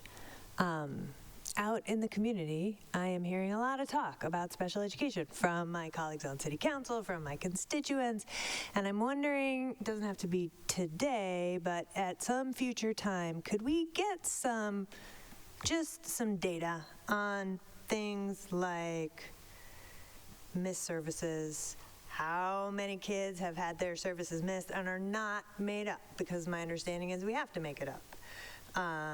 Compliance, I know we talked a lot about compliance last year, and my understanding is that to the extent we were out of compliance, it was with our own teacher's contract, but I'd love to know any more data saying how we're in compliance, how we're out of compliance. Those are the main ones that I'm thinking of. I just would love to be able to say to the community, here's the facts that the special education department has given me, and let me share them with you. Thanks. Absolutely. Mr. Bouton? Thank you, Chair, through you. Mr. Arellano, thank you so much for this presentation. Really helpful. I also want to extend thanks to the CPAC for sharing their perspective in their report. I firmly believe that we can't address problems that we don't look squarely at. So, to the extent the data they provided and the data you provided, we can look at in concert to better understand our issues and our growth areas. It can only improve our position. So just thank you. I wanted to hear a little more about teacher referrals. I hear a lot about parent referrals in the community. I don't hear as much about teacher referrals, and I'm very curious to understand what that process looks like. Like, what happens when a teacher refers a child for evaluation? How does that communication happen? Is there some kind of form, or is it an email? Is it just a conversation with the principal, with the parent? What does that look like? I think that the referral from teachers can take many different forms. There are obviously our child study teams and our SST teams, which are our social study teams that look at more on the social emotional side. But typically, if there's a concern from a teacher where a student is not making progress or not meeting certain expectations in the classroom, is brought up through one of these two teams. At that point, they're looking at the information. They're looking at what interventions, how the student is responding to the Tier 1 interventions that the teacher has in place. There may be putting some Tier 2 interventions in place. And then at that point, they're looking over time, a 6 to 8 week period typically, to see whether or not the student is making progress. At that point, if the student is making progress with that intervention, great. If not, then there has to be a discussion about whether or not there is something else going on with the student that is prohibiting them from making progress. So is there an area of disability? So that's one avenue.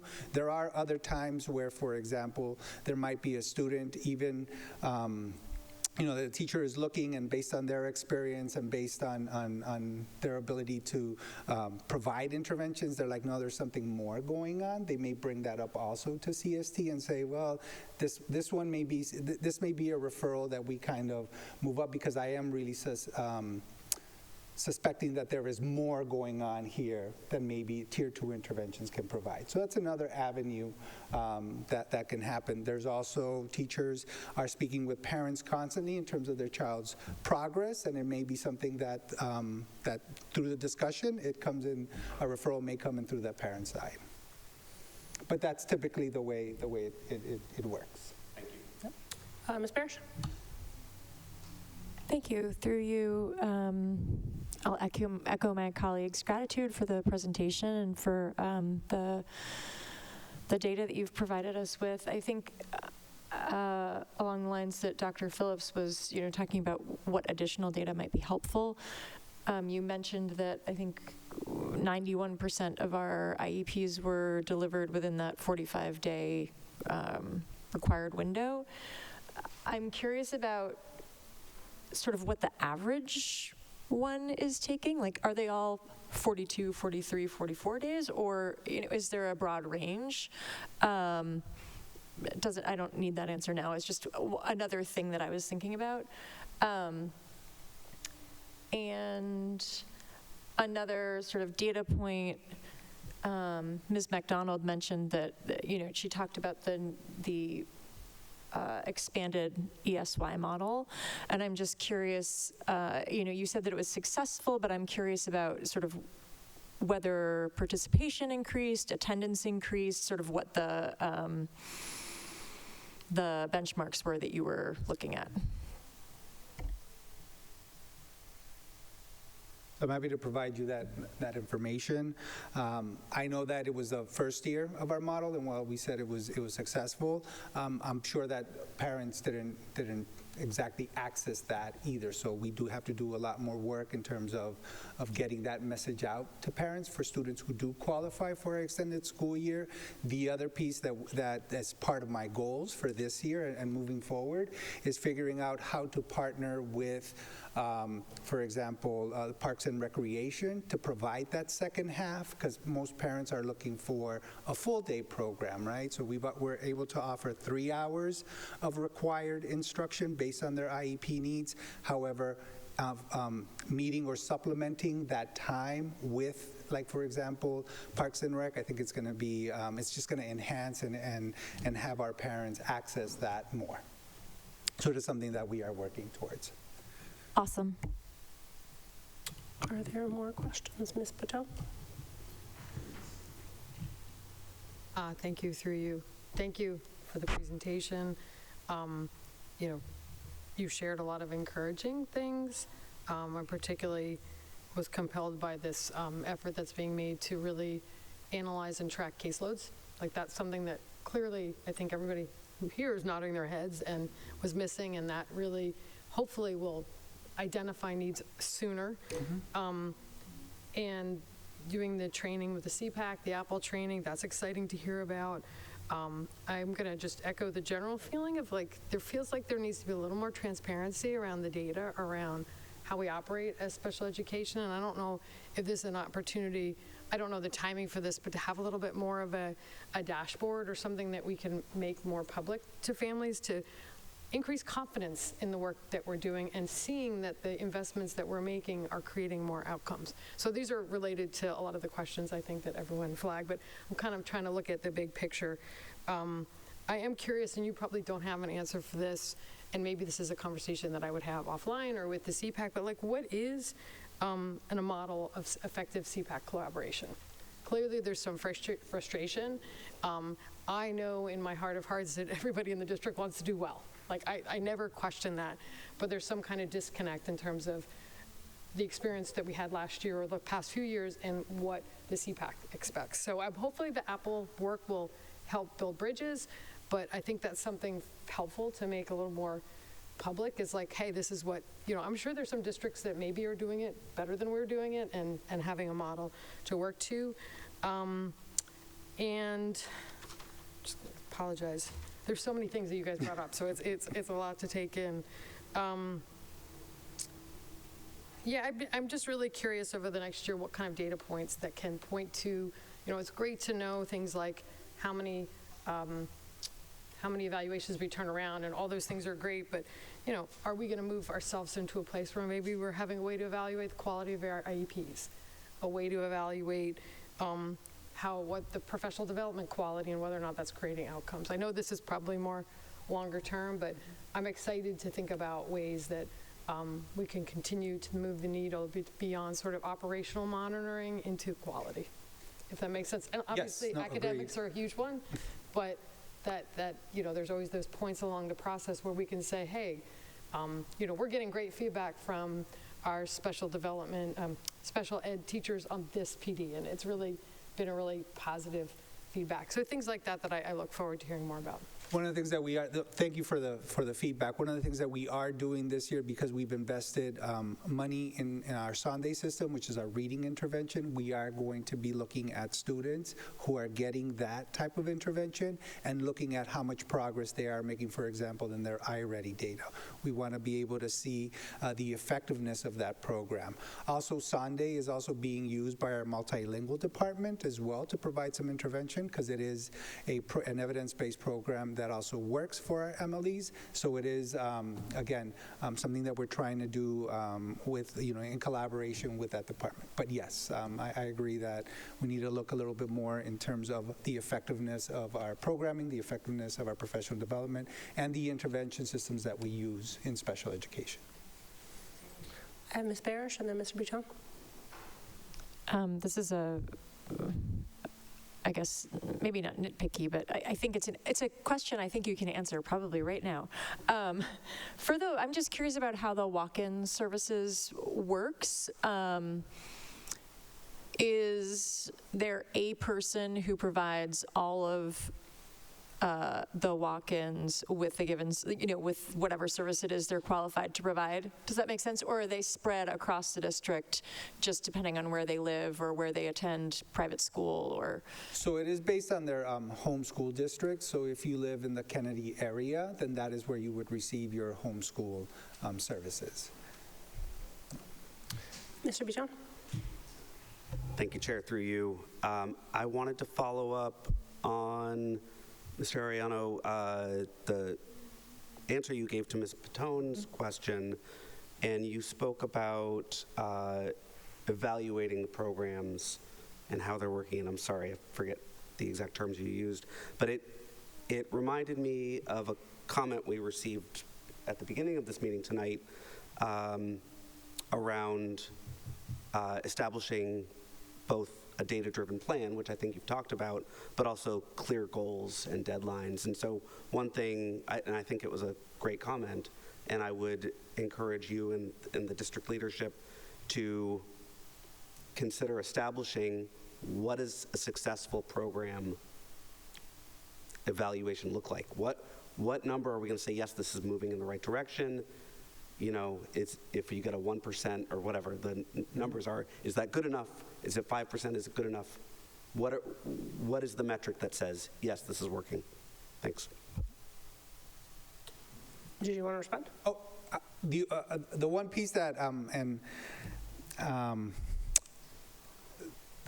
I'm just trying to make sure I word this correctly. You know, we provide individualized educational programs, right?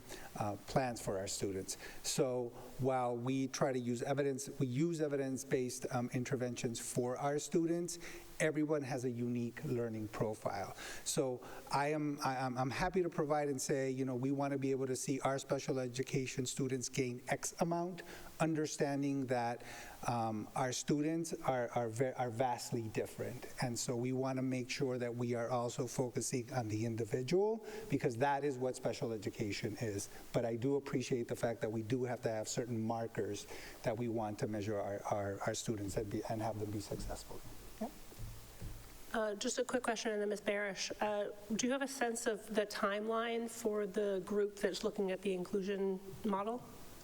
So the way the MOA was written is that we would take this year and then, I'm going to try to do the best to remember, I believe by May we have to make final recommendations, and then in June provide a report to both the superintendent and the president of the SEU with our very specific recommendations. To be honest with you, when I did speak with the working group, I told them we're going to have to push that up because budget season starts early, so we want to be able to make some recommendations if there is going to be some kind of budgetary impact. So while we have those deadlines, to me it's more of a March type of having some preliminary recommendations from the team.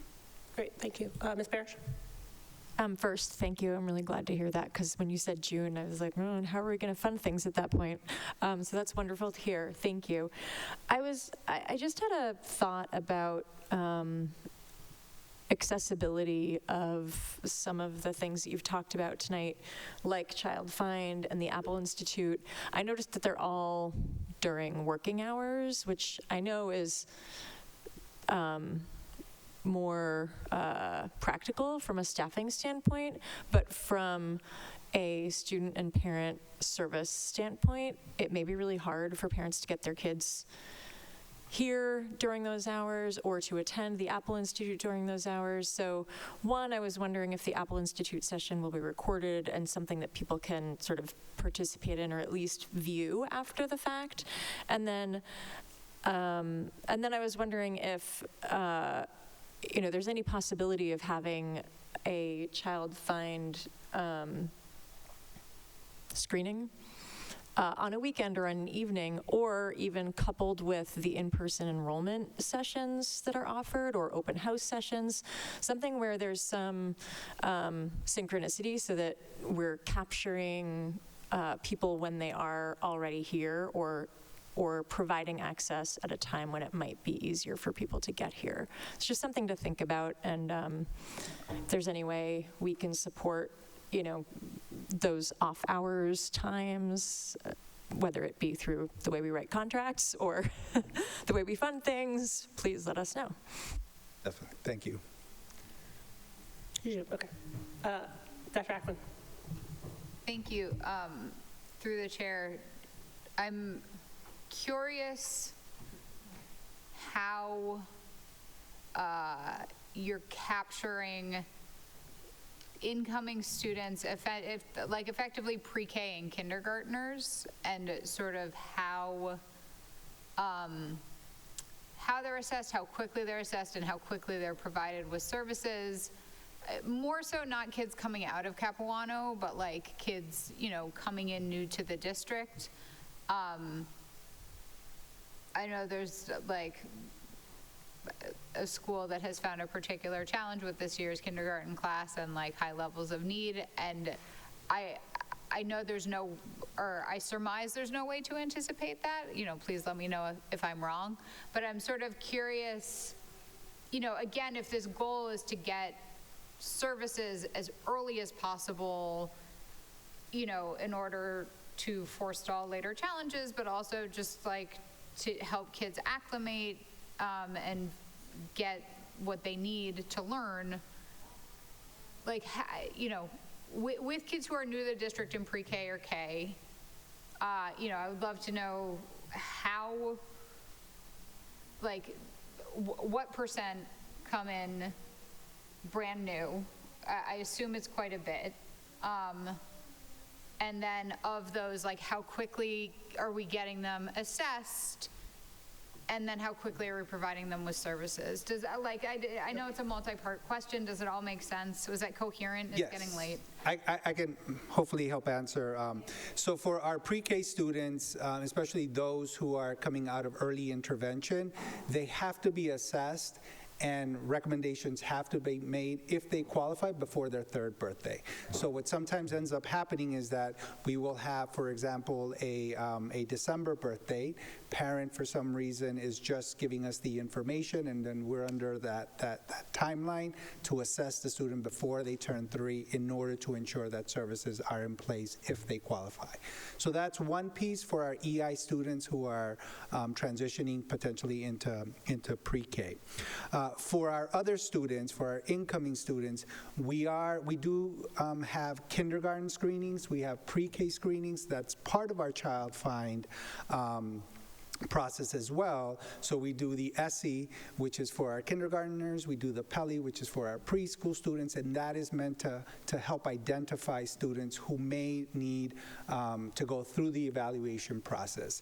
Other than the students who are aging into special education, we still have to follow the timelines in terms of sending out a consent, once the consent is received, it's those 30 days to complete the assessment, and then the additional 15 days to, if the student, to have the meeting, and if the student qualifies, then send out that IEP.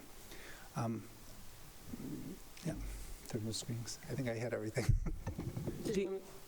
Thank you, through the chair. The only other thing I'll add, and I know that we do have some cases in classrooms where there are, needs, and they're pre-K or K, is that we do have additional supports outside of special education. So I'm thinking about the team that Director Liz Doncaster brought from Student Services to support. So we have BCBAs in the classroom supporting, and others, other service providers supporting and being thought partners to our educators. I was on the phone earlier today to support a classroom and be a thought partner, so not just under the umbrella of special education, but in constant collaboration to support in those cases as well. Mr. Green? As was mentioned earlier, and again in the presentation, we are currently piloting an inclusion model at 2 of our schools with the hope to learn and eventually scale from that. And so I would love it if, perhaps sometime around midterm, those actually teachers could come in and share some of their initial experiences and thoughts. Because we are committing to spending a lot of money over the next however many years to move to where we want to be, which require, fairly massive increase in staffing. So we have an obligation to make sure we do it right. And so I want to make sure we are hearing certainly quantitative data, but also the qualitative experience, because, we know from our experience with Common Planning Time that the details matter, and there's usually a good period of just tweaking the very boring, unsexy details to making any of these grand visions work. And yeah, absolutely, I want a grand vision. I'm glad that we're moving towards a full inclusion model. But the thing I've learned over time is it's not the grand visions, it's the blocking and tackling every day. So I'd really love to make sure halfway through year 1, we're getting some of that on-ground qualitative data. May I Yeah, go ahead. just comment real quick. One of the things that I did, and this was throughout my presentation when I was talking about the co-teaching model, is that I moved the word pilot from my vocabulary because pilot typically implies that you may move forward with it, you may not. That is not the vision of the special education department. I know that that was what was agreed upon, but we are committed to expand our inclusive practices, to expand our co-teaching models. We know that students are successful and they're able to gain skills when they're learning with their peers. Yes, they still require small group support as needed, but we know that the data shows that students are more successful when they're educated in the general education classroom. So I just wanted to highlight that piece. You have a follow-up? I just want to thank you for saying that, Ashley. Actually, can I bring you to work tomorrow and you can say that in the foundation? Because we have this tendency to call things pilots as a way to slip them in, even though we know full well what we're trying to do. So I appreciate you stating what many people already know, but we never actually met. Thank you. Mr. Buton, do you have a follow-up or a new question? Okay, go ahead, and then I'll take Dr. Thank you, Chair. Through you. I want to second Mr. Green's excellent point just there around wanting to hear from educators. And I would also,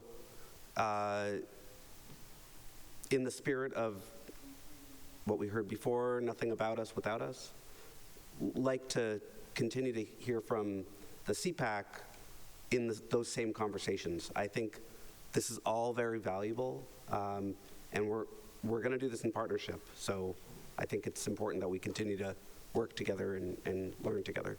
Thanks. Dr. Ackman? Thank you. Through the chair, to first follow up on what my colleague Mr. Buton said, I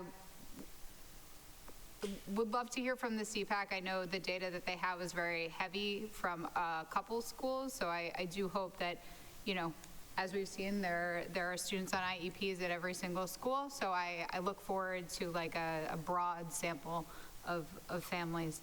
To your point about outcomes and outcomes for students who are educated with peers, my understanding is of the previous administration, there was a pretty heavy effort to bring our students who had been in out-of-district placements back in, and the current administration is working very hard to maintain that. You're working to maintain that.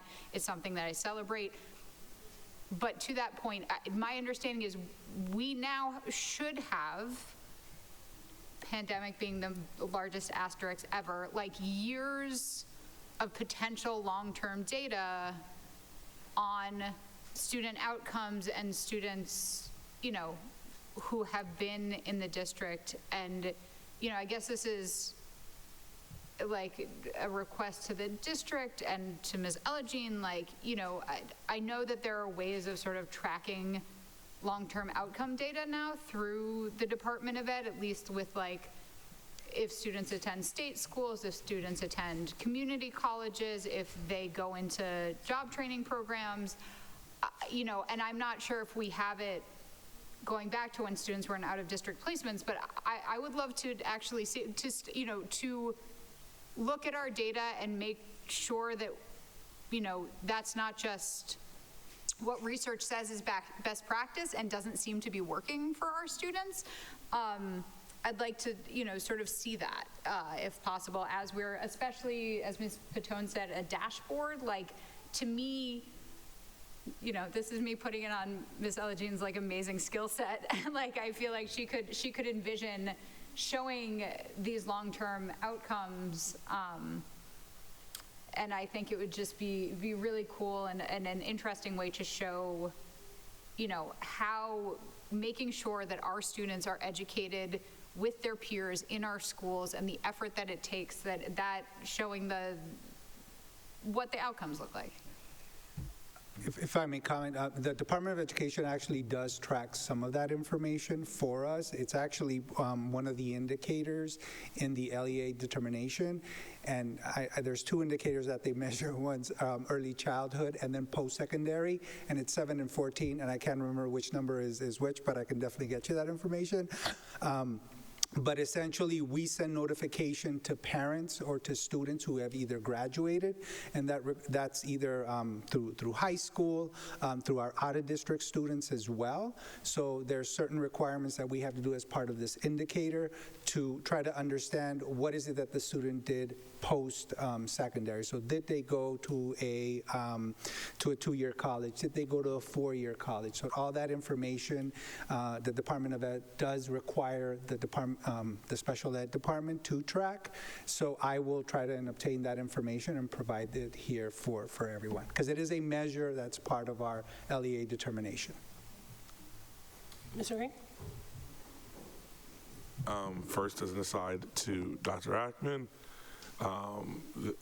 there's actually a group of organizations, including my own, that is working to push the legislature to do more of that, because right now the tracking, while it exists, it's pretty bare bones. So I'm happy to talk to people who are interested in that issue offline. It's a great group called Friends of Longitudinal Data that is working very hard to improve our data systems for sister tracking in Massachusetts. And I want to start the process of looking forward to next year's budget.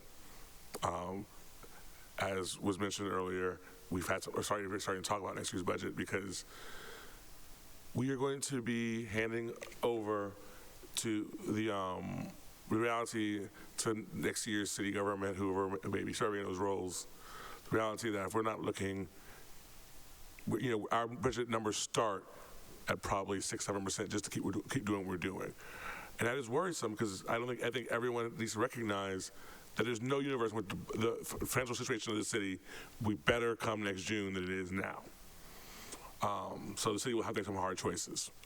If you believe, like I do, the hard choices they need to make are cut other things to fund education, we need to start saying that to people now. Because it is true that we have made real investments in the last several years, and it's real true that if we want to get to where we're going, we have to continue to make real investments. And so I'm saying this because I think, again, people need to start saying this now, that if we, as we should probably expect, there's some federal cuts, if the state economy slows, because they've already ruled out raising new taxes in the state, there's only so much the city can do to provide new revenue. So if this is going to be a priority, we need to start telling elected officials now that we're going to need to really invest if that's what we want, if that's what we value and priority of the city. Okay. Did you want to respond? No, thank you. All right, are there any further questions for Ildefonso for now? All right, seeing none, thank you again for being here. Thank you all very much.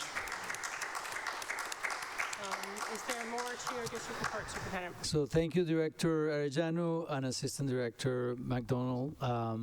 Thank you. Really appreciate your coming here tonight to support the work. So before I close, one more note on special education. This Thursday morning, October 9, we will offer the first of this year's Child Find screenings. These are free for Somerville families with children ages 3 to 5 who aren't enrolled yet in our schools. For those who have a little one getting ready for preschool or kindergarten, and you have noticed they might be developing skills a bit differently, or if you just want to learn more about special education services, this is a great chance to connect with us. There will be 3 screenings throughout the year.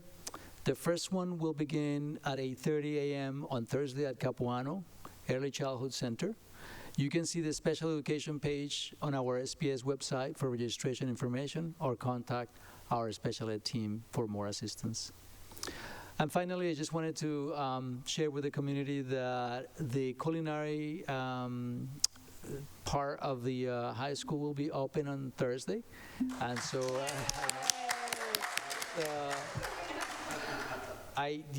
so the information should be posted on the website, but just the gist of it is that it will be open 11 to 12:15, and so if you can join us, that would be great. That's the same for the community, so we will see how we can expand those services farther down the line.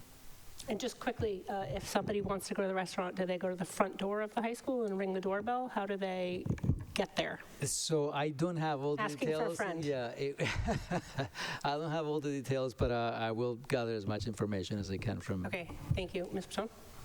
Through the chair, is it just this Thursday or every Thursday? The idea is every Thursday. Okay. But just this Thursday will be the first Thursday of the season. Thank you. Okay. And also just quickly, since you mentioned the first child find being on Thursday, and we just had the presentation, could you speak a little bit about how the district does outreach in general for the child find? Maybe we should have asked Counselor that before he left. Alfonso just left, yeah. Jess, do you know any specific details on that? Well, I think it's certainly publicized, excuse me, through the chair, it's certainly publicized through our newsletters and otherwise, through forums such as this. I think there is also signage and things of that sort, but I think Ildefonso will know the more detailed answer. All I can tell you is that I know SFLC has been involved in the process because they have the keys to unlocking some of those communication services. I don't have the specific details of that, but I'm interested now that you mentioned, is like, I know that I spoke to SFLC to make sure that our practices in special ed get embedded with the know-how of the group.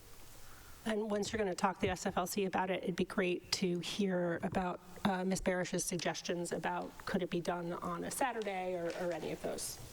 Thank you. All right. Does that conclude your report? That is the end of the report. Okay. Thank you. That brings us to a report of subcommittees. I will entertain a motion. I move to accept the report of the Rules Management Subcommittee meeting for September 25th, 2025. Second. I have a motion by Ms. Barish, seconded by Dr. Ackman. If there is no discussion, yes, Ms. Barish, there's some discussion. Yeah, I just wanted to make sure that my colleagues are aware we are hopefully meeting on October 20th. Great.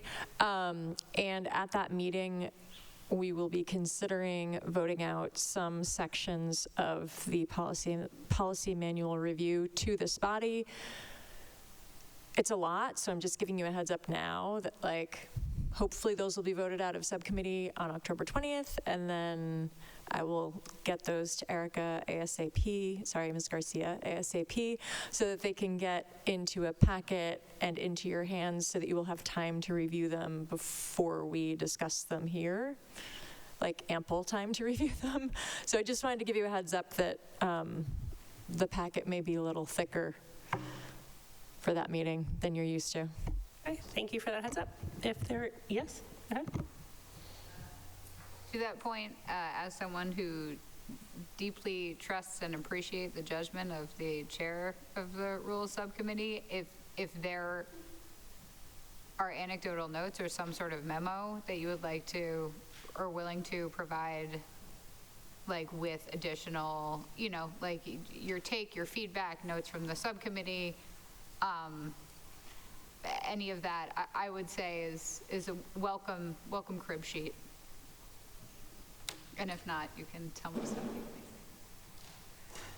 Yep. I mean, the easiest place to start is just the subcommittee notes, because I've been trying to sort of keep just a brief synopsis of what's discussed. I think it's pretty obvious which ones there was actual discussion about and which ones it was just, this is what's recommended, and that's great.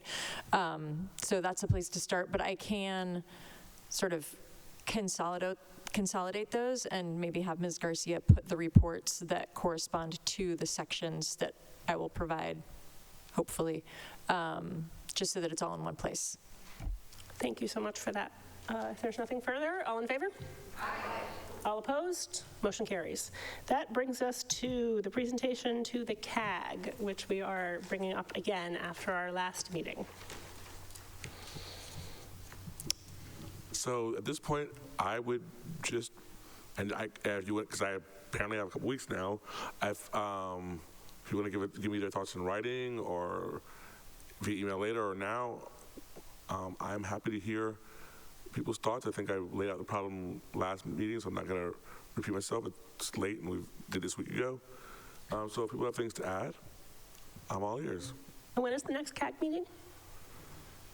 It is late. It would normally be next Monday, but since next Monday's a holiday, It is going to be instead, sorry, my calendar is being difficult. Dr. Hackman? The last Monday of October, whatever. Dr. Hackman? May I ask a question? So one of the things I've noticed in the and forgive me if we talked about this last time and I was delirious and don't remember, but I'm going to refer to it as the Venn diagram of, 2 schools versus 1 school. There is a size overlap. So, if we suggested a 650-person school, let's just say, as I look at the PowerPoint, that could potentially be 2 buildings combined or 1. Is that correct? Does that make sense? It makes sense, and it's something I've been thinking about. Okay. The city, I think, wisely, but that's just my personal opinion, got the MSBA process to agree to 250 more seats. Right. Just off the top of things. So that's why we have 650. So in theory, yes, we could say 650 and still consolidate. And I never got the answer, I still got the answer to, does 950 require us to, although my short year of the process, I'm not sure how they could, but I am neither a lawyer nor a planner, so I could be just reading that wrong. Thank you. But I think ultimately speaking, that's a question we would have to decide. Ms. Parrish? I just want to point out that those calculations would not, based on current numbers, would not accommodate rising 5th graders from the Brown School. So we would have a capacity issue in the upper grades, potentially. I mean, obviously, we don't know exactly what enrollment will do, but just something to keep in mind, that when we talk about the number of Brown School students, we have to think about people leaving 5th grade and what that does to the school capacity. Ms. Patone? Through the chair, I apologize, I missed the frame. Do you want to? Okay, I missed the framing. Is this just we're having a conversation? Just continuing a conversation from last week. Okay. I had someone, through you, I had someone email me, and they asked me what my position was on a single school or combined school. And they emailed me several weeks ago, and I couldn't even answer them because it's so complicated. Now, I've written something, and I'm going to share it, but it was really helpful, and also in context of something Dr. Phillips said, which is what are these sort of characteristics that you might be looking at when you're trying to weigh pros and cons? So things like equity and access. I mean, this is our primary value as a district, is what's going to be the most equitable and how we're going to increase as access for our students. Safety for students and staff, paramount. That comes up all the time. Making sure from a responsibility standpoint, we have an adequate number of seats. What you guys were just talking to is that we have to have enough spaces for our students. Cost, that has to be one of our responsibilities. And sort of the natural extension for myself is outcomes. How are these choices going to affect our outcomes?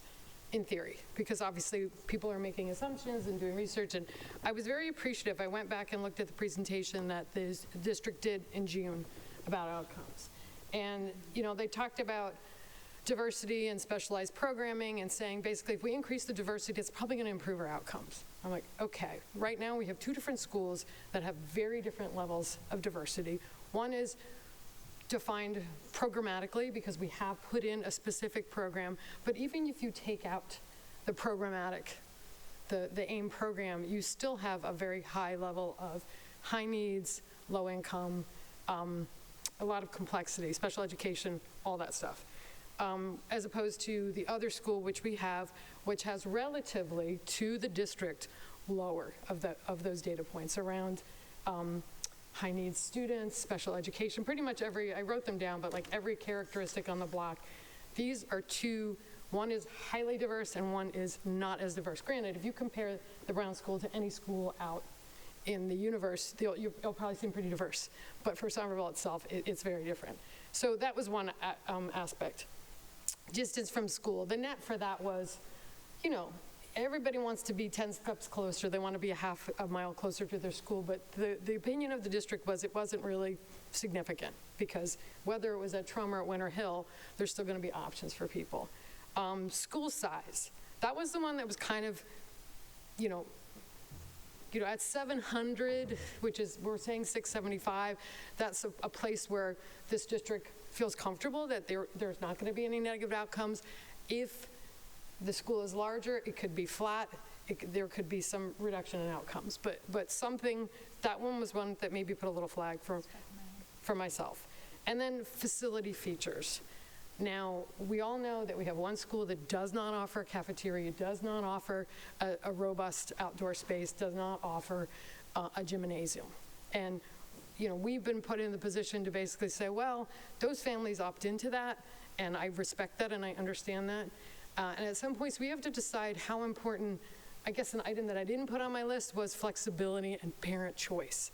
Do we want to make our choices based on flexibility and parent choice? Is that the most important thing to us as a district and as a community? And I want to be incredibly clear.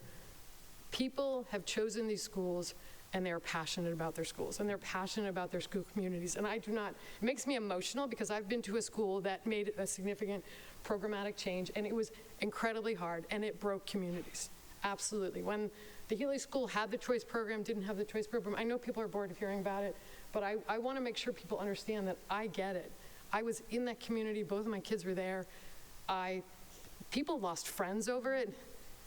People left the district. It was awful. Now, if I look at it today and say, you know what, I think net what's been better for our district is having an integrated school, I will say 100%.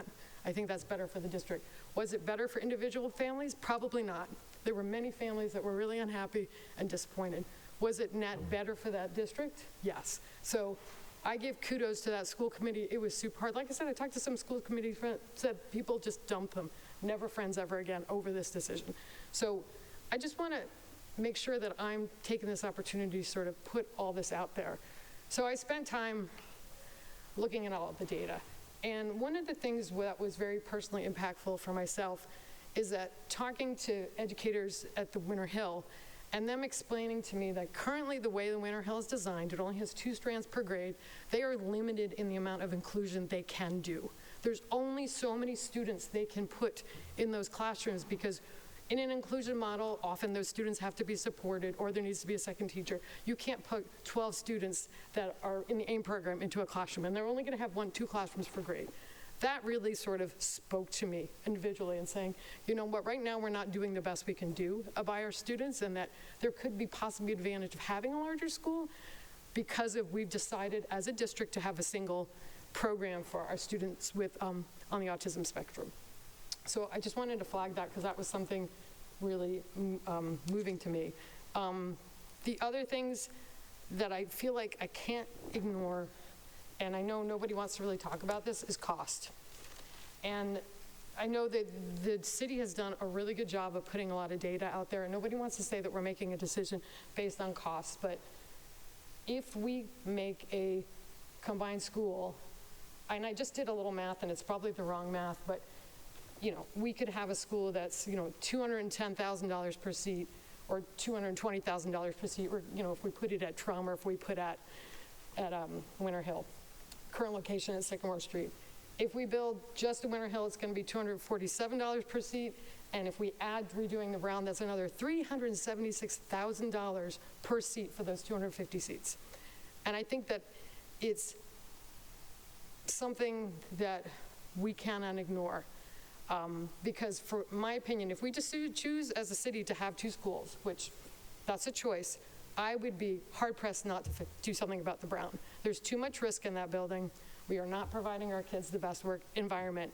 And there's going to be a lot of trade-offs. I mean, you look at the design, we're going to take a playground that is already very small and make it, I think, about 1/3 of the size.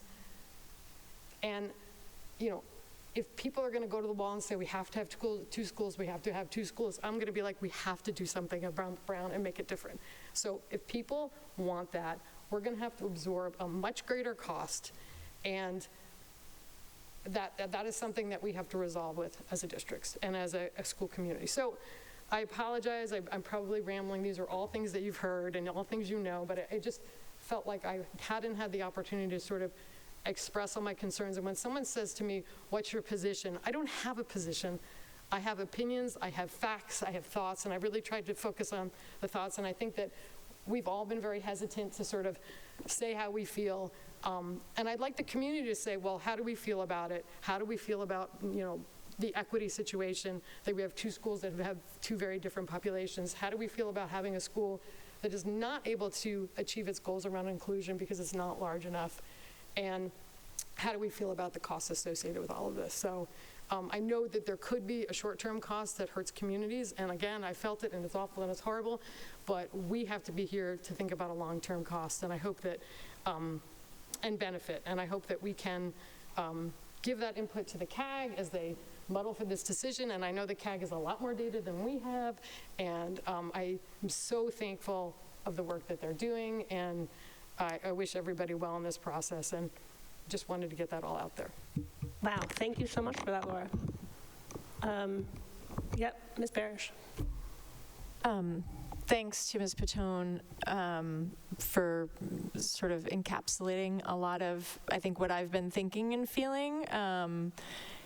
And I just want to add, you mentioned cafeteria and gymnasium, but elevator, like, it's not an accessible building. There are parents who can't go to meetings there. There are students who can't attend the school, right? There are educators who can't work there. So that's not something that I think we can ignore. I guess I'm to your point of we can't just leave the building alone if we were not combining them.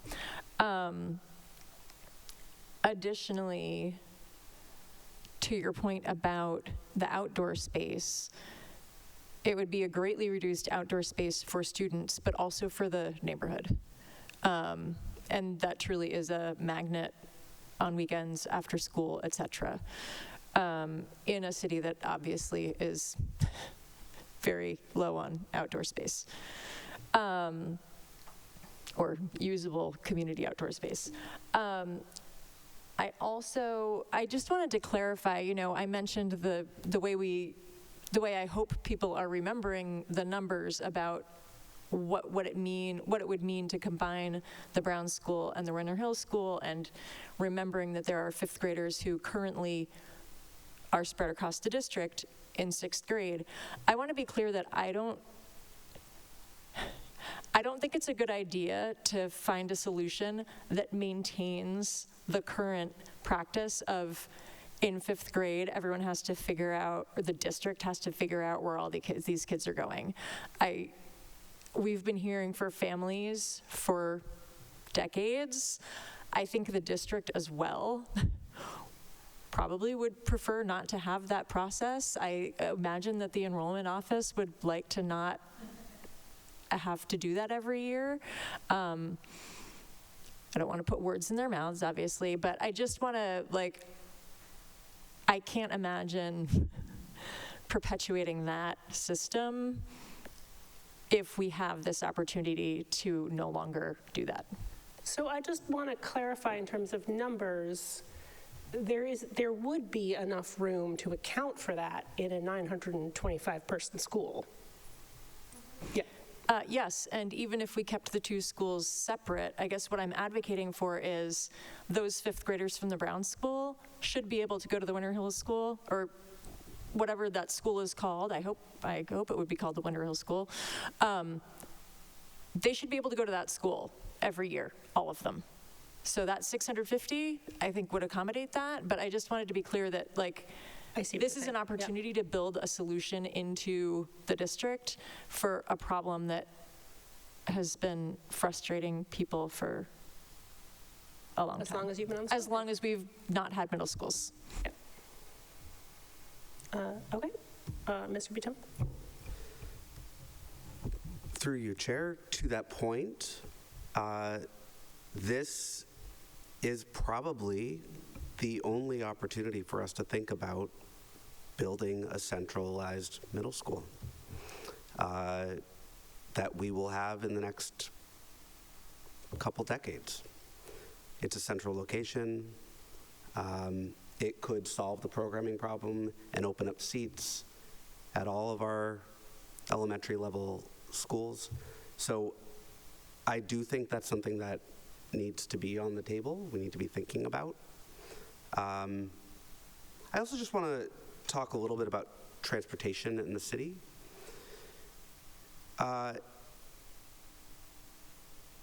Raising a family in Somerville is hard. It's hard. It's hard to get around. It's hard to access services sometimes.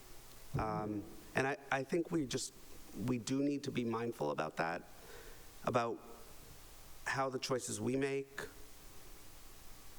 impact how feasible it is to raise a family here. And so the more we consolidate schools, I worry that it may be harder for families. And I think that matters. And we see every year families leave to go to suburbs, and that is painful too, right? We talk about broken relationships, and obviously the cost of living in Somerville increases every year. And this is just another factor, I think, that pushes people out. So I worry about how consolidation of our schools might play into that and make it harder to sustainably, for good measure, we're making it harder to drive across Somerville. I think lowering speed limits, constraining traffic, these are all good things for safety.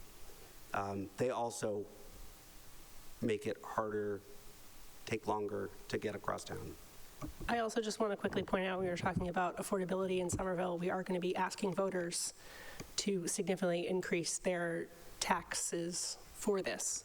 And whether we did that for one school or two schools would be significantly more money that we would be asking taxpayers to bear the burden of. So just another point about making Somerville less affordable. Thank you. Ms. Barish and then Dr. Phillips. I just was hoping that Mr. Bertone might expand upon what he was thinking about. This is our only opportunity to build or to think about building a middle school. I'm just curious, are you suggesting that the new building would be a middle school and we would pull grades something to 8 out of all of the elementary schools and maybe add a strand to each of those schools in order to accommodate the students who would have been going to the Winter Hill? Is that what you're envisioning? Mr. Bertone? Through you, Chair. That's, at broad brush, that's an idea. We haven't talked about it. Dr. Phillips? Through you, Chair, to Mr. Bertone, we actually did talk about it. We asked the MSBA if we could do that, and they said no. We applied for 2 elementary schools, 2 K-8s. That's what they gave us funding for. So we maybe, I know you all can tell me, in 10, 15 years, if we want to change the programming of that school after it's built, I think we probably could. But going into it saying we're building a middle school, the MSBA has given us a hard flat no on that. I do want to switch and just share my position. And I fully share my position knowing I'm leaving, and so I don't know how much it matters, but this is my position. Number one, I'm not at all confident that that MSBA money is going to be there for any school we want to build past this one, and so that's part of my calculations. I think we should build as big as we can with the money they're going to give us now, because I don't know if we're going to get it again, in all honesty. Second thing I think of is Ward 3 is actually the only school is the only district in the city that doesn't have a K-8, and that's fine. Right? We are a very small city. I don't believe we need a school in every ward. I do believe that every kid should have access to a great school, and I think we can do that here. I think the most equitable allocation of our resources is to build a joint school and to not have two completely segregated schools, to find a way to integrate our schools by race and class. I think combining schools gets us closer to that. So I like either scenario D or scenario E. Personally, I lean towards scenario E, and the reason is solely because I think kids need a place to play, and I can't, in good conscience, recommend that we put a huge school on a lot that's too small for a playground. So that leads me to scenario E. Thank you for that. Ms. Green? So I will be sharing all these thoughts with the CAG. I appreciate in advance Ms. Garcia has always excellent minutes, because that's how I'll be sharing it.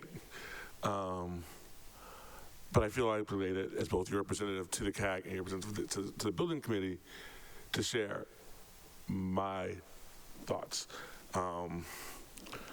And so I will start off by saying I have, from the beginning of this process, leaned towards rebuilding at Sycamore. Nothing I've heard in this process has changed that feeling for me. If anything, it is hardened. One, trauma is more expensive. Two, I am deeply skeptical that the state would accept that land swap if proposed, especially since I am fairly confident that like any building built in at the time broke city in the 70s, when we start digging under Sycamore, we're going to find things we don't like. And so I don't think the state will take that deal. And you'd have to flatten the hill to pick a softball field. So like, I'm still, I think actually the cost estimate is low. And if I'm going to spend an additional $10 million on capital improvements in Somerville, that's not where I'd prioritize. So for me, the question is 650, 950. And I think a couple of things on that. One, I have been, for as long as I've been on school committee, I have been clear with anyone who asked that I could not see a scenario where I felt comfortable going to the residents of the Mystics and saying that I was going to spend, was your number 300-something per seat? For a, yeah, 376,000 right, per seat. For a school that frankly did not serve the full diversity of the city. And there's no nice way to put that. And I just could not see a scenario where I'd be comfortable telling the residents of Mystics that with all of our needs, with all of the gaps and achievement that we've discussed tonight, that was where I wanted to spend $300,000 per student. Which is not, and I want to be clear on this because I've said this from the beginning, not saying that I think when we consolidate schools, that's closing the Brown. It does say to me that if I'm going to spend money on seats, I want to spend as much money on seats that serve everyone in a central location for as less cost as possible. More seats is better than fewer seats, both, I think, to meet the needs of our current district and it gives flexibility going forward. And I cannot, but it does mean I would feel really uncomfortable fixing that building, the current building that houses the Brown, a capital priority. And I think if we were to pass up on the extra seats with the Winter Hill now, we would have to make that a priority. And I am cognizant of the fact that this is not our only capital need. Like, basically, we need to replace roofs. There's a lot of capital needs this district has that I feel to me to be more pressing, more service of equity, than passing opportunity, than investing in a building that even with all the money we throw at it, would still not be a 21st century learning building. Like, if I was gonna renovate a building in this district, it would be Cummings. The footprint's too small. We cannot build a school worthy of our students on the current Brown footprint. And as we discussed last week, trying to buy the land around which has been proposed would be expensive to do voluntarily, and doing it through eminent domain would be a years-long process. So if we were to use something at the Brown, it would be something other than a 250-person K-5 school. And I'd be open to that. I think we could think about like alternate ways of using that building. But I cannot justify spending non-figures to keep the Brown as it is. So that's where I'm coming from currently. And so I think I'm leaning towards 950, recognition, the 950 building at the Cummings. I'm not the Cummings, sorry, at Sycamore. But as I've been through this process, I'm open to new data and hearing new things as the process moves forward.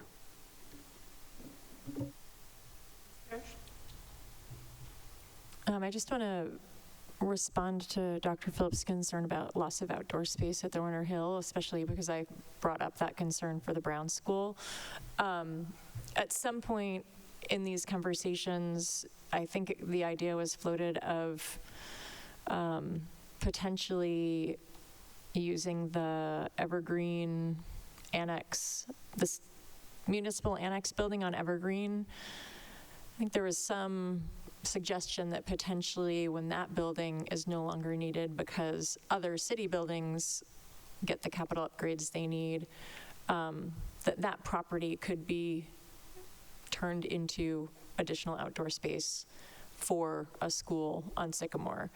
At the Brown School, those options are take over Kidder and take by eminent domain 2 homes, which seems like a much bigger lift than, and I believe the city has already demonstrated that it's challenging to do that. So anyway, just like in fairness and like to sort of apples to apples it, like there are outdoor space challenges and things that would be given up in either case. But I think that there are shorter paths to remedies at the Sycamore site.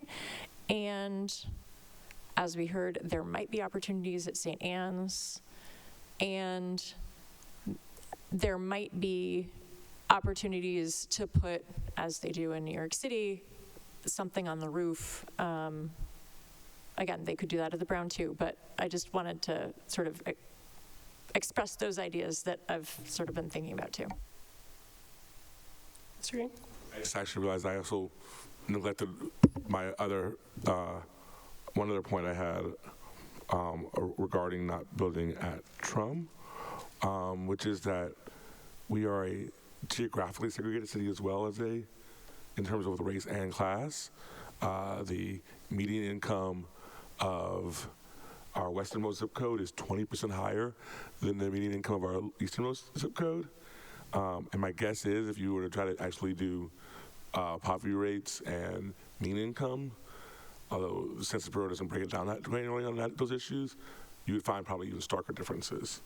And so while I am mindful of the difficulty of getting across the city on an east-west basis, I think, as anything anyone who lives here is, that tie to me goes towards not moving seats more west, given the population of our schools in our city. Ideally, we could build more seats everywhere, but in the reality that all issues in Somerville are space issues, and we don't have that option, I am not looking to move seats further west at the moment. I forgot, I meant to look at a map. Does anyone know approximately what the distance is between Trum and Sycamore? About 0.6 miles. So we're talking about approximately $10 million to go. Move half mile, yeah. Okay, thank you for that. It's true, there are other pros, but if we're just talking about distance. Dr. Ackman, Ms. Barish, and then, no, Dr. Ackman and Ms. Barish. Thank you. Through the chair, this did make me think, you know, a neighbor who does not have children, is not in education, you know, one of those unicorns that lives in Somerville, she mentioned to me that, like, she actually, you know, found the community survey and she took it, and one of the things she asked my opinion on it, and I, like, did a version of what Ms. Patone did at her, was like, I don't know, here are the factors I'm weighing. And one of the things she said about TRUM is that she was, as a community member, she was opposed, and she thinks that while there are plenty of community members who may just not be aware, once they start digging up TRUM, there's going to be a whole, well, you being the rep too, like there would be a whole new set of community members who are like profoundly unhappy at that green space being taken away, which is just something I hadn't, you know, like, because we operate in a world where most everyone knows like everything we're doing, that was something that I think is a valid point. Yep. Ms. Baird? Just another thought I've had about TRUM. I think putting schools on the border of another city just doesn't work well for us. We can only draw from one direction around the building, and with Medford in the backyard of TRUM is, it doesn't improve walkability as much as people might think it would. Whereas obviously Sycamore is almost smack dab in the middle of, certainly more in the middle, and easier access from a broader area of the city. All good points. Ms. Patone?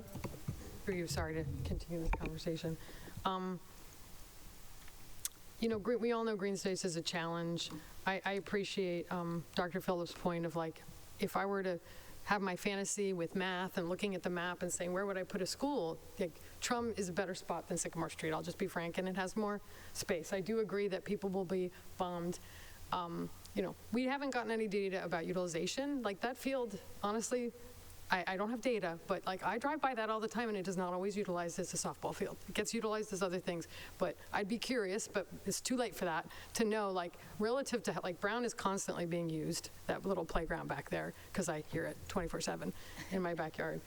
So anyway, that's just, I mean, it doesn't mean we shouldn't have spaces for baseball and softball players, so I definitely want to have that.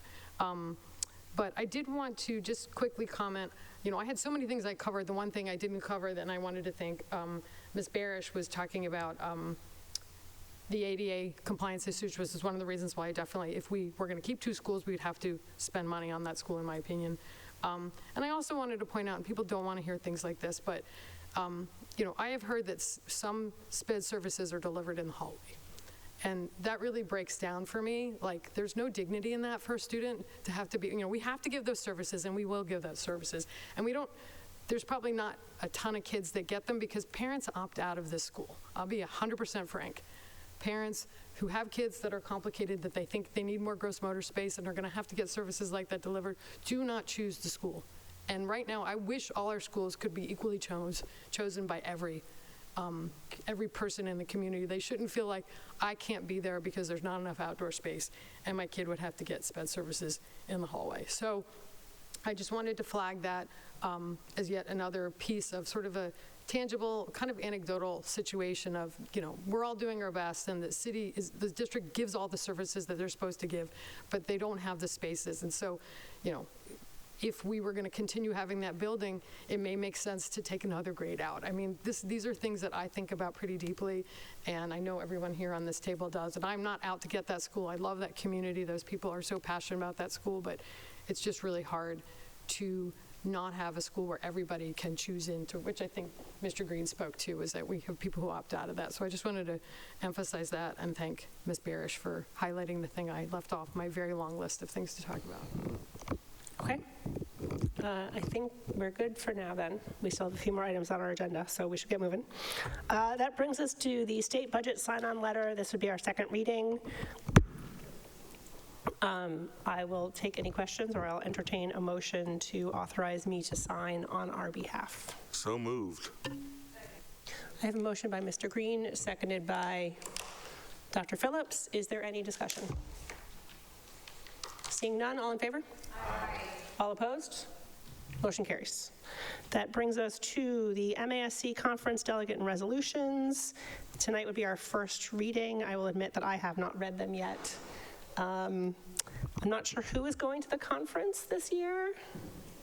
I think I'm going. So it's just the three of us. So the way it works is one of us will get nominated to be the delegate, we can discuss that at the next meeting, and at that time, the body can let whoever that is know if they have any strong opinions about any of the resolutions ahead of the conference. So that will be on our next agenda. So if there's no questions for now, we can move on to the superintendent summative evaluation. Dr. Phillips? I know everyone's tired. Just what we wanted to talk about at 9:57 p.m. Dr. Carmona, should I frame it up and then do you want to walk us through your memo or just flag it? Do the framing and I'll pick it up from whatever you do. So. Okay, sounds good. Okay, so friendly reminder, we have 4 huge powers on the school committee, one of which is hiring and managing the superintendent, which we are in the process now. We are at the end of the second cycle, coming up on the summative evaluation, which is the one where we fill out the form and we compile the results and then we talk about it. Why not go through the instructions first, if that's okay? Ms. Garcia, could you put up on the screen the document, R. Carmona End of Cycle Summative? While she's doing that, I will let you all know we're going to have the summative evaluation conversation at our next meeting, October 20th, which means that everybody's version of this form that's up on the screen now needs to be to me by email on Thursday, October 16th, 2025, ideally by close of business. Okay, so the first thing you need to do when you sit down to do this is you need to review the superintendent's goals and the superintendent's goals update. Those 2 documents are in your packet. They're the last documents in your packet tonight. When you've read them, you've thought about them, you are ready to fill out this form. Ms. Garcia, could we go to page 3, please? Notice we're starting on page 3. On page 3, you're going to evaluate the superintendent on his performance goals. Those are the goals that we approved last year with the focus indicators from the MASC rubric right there. You're going to start and you're going to rate those on page 3. Then, Ms. Garcia, can we move on to page 4? Okay, so pages 4 through 7 all look like this sheet right here. There's a page for each standard. Your job, Andre Green, this one's for you, is to score the ones that are highlighted in yellow. You don't need to score all of them, just the ones highlighted in yellow. In your packet, there's a document. I'm reading from it now. It's the summative evaluation instructions. It has the full rubric for each of these highlighted in yellow focus indicators. Read the rubric. Figure out what you want to assign, what score you want to assign to the superintendent. Again, only the ones highlighted in yellow. When you're done, if we could stay right here, could we scroll up a little bit, please? Sorry, standard 4, right here. You finished the standard. You rated those 2 focus indicators. Now you have to aggregate them to an overall score at the bottom, right? That's just the average of your 2 for this one, okay? Once you've done that, you've done page 3, you've done pages 4 to 7. Keep track of your scores. Go back to page 1. On page 1, you're just re-entering scores from another page in the form. So again, your scores should not change from pages 3 through 7 to page 1. They should be the same scores. So where it says assess progress towards goals, those are the same scores you put on 3. When it says assess performance on standards, those are the same scores you put overall on pages 4 to 7. Are there any questions about what you're doing? How to fill out this form? All right, so again, it is due to me on the 16th.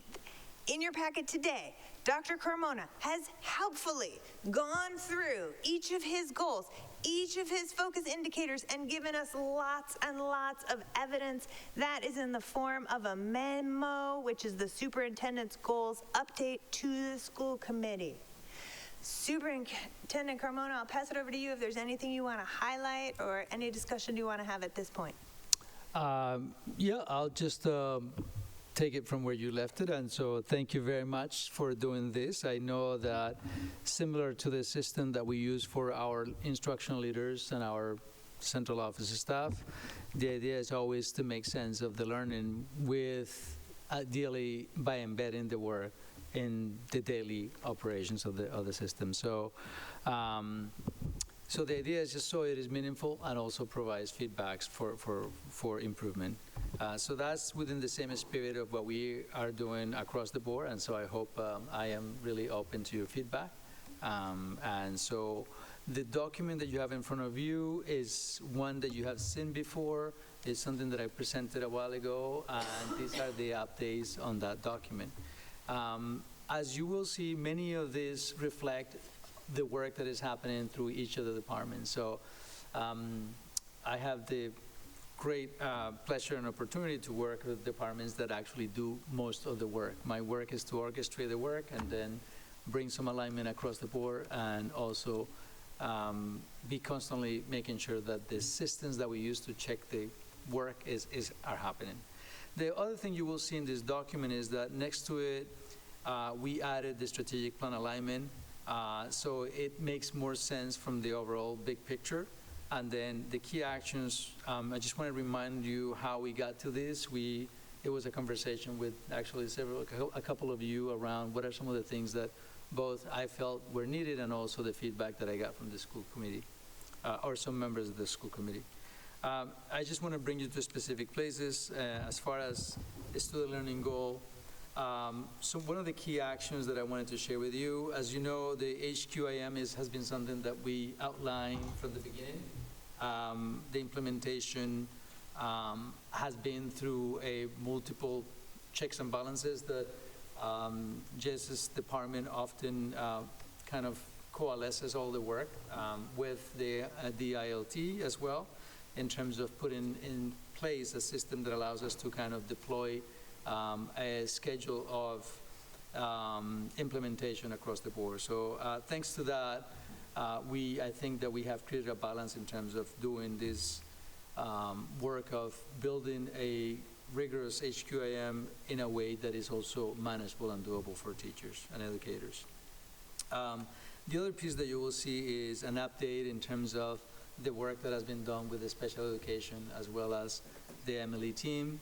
And that, again, came in part of the feedback that we received through the negotiations process as to how do we make sure that we create the conditions for educators to strengthen their special education and their MLE knowledge. So you will see on page 2 that there are references to that integration of work that is happening in these departments.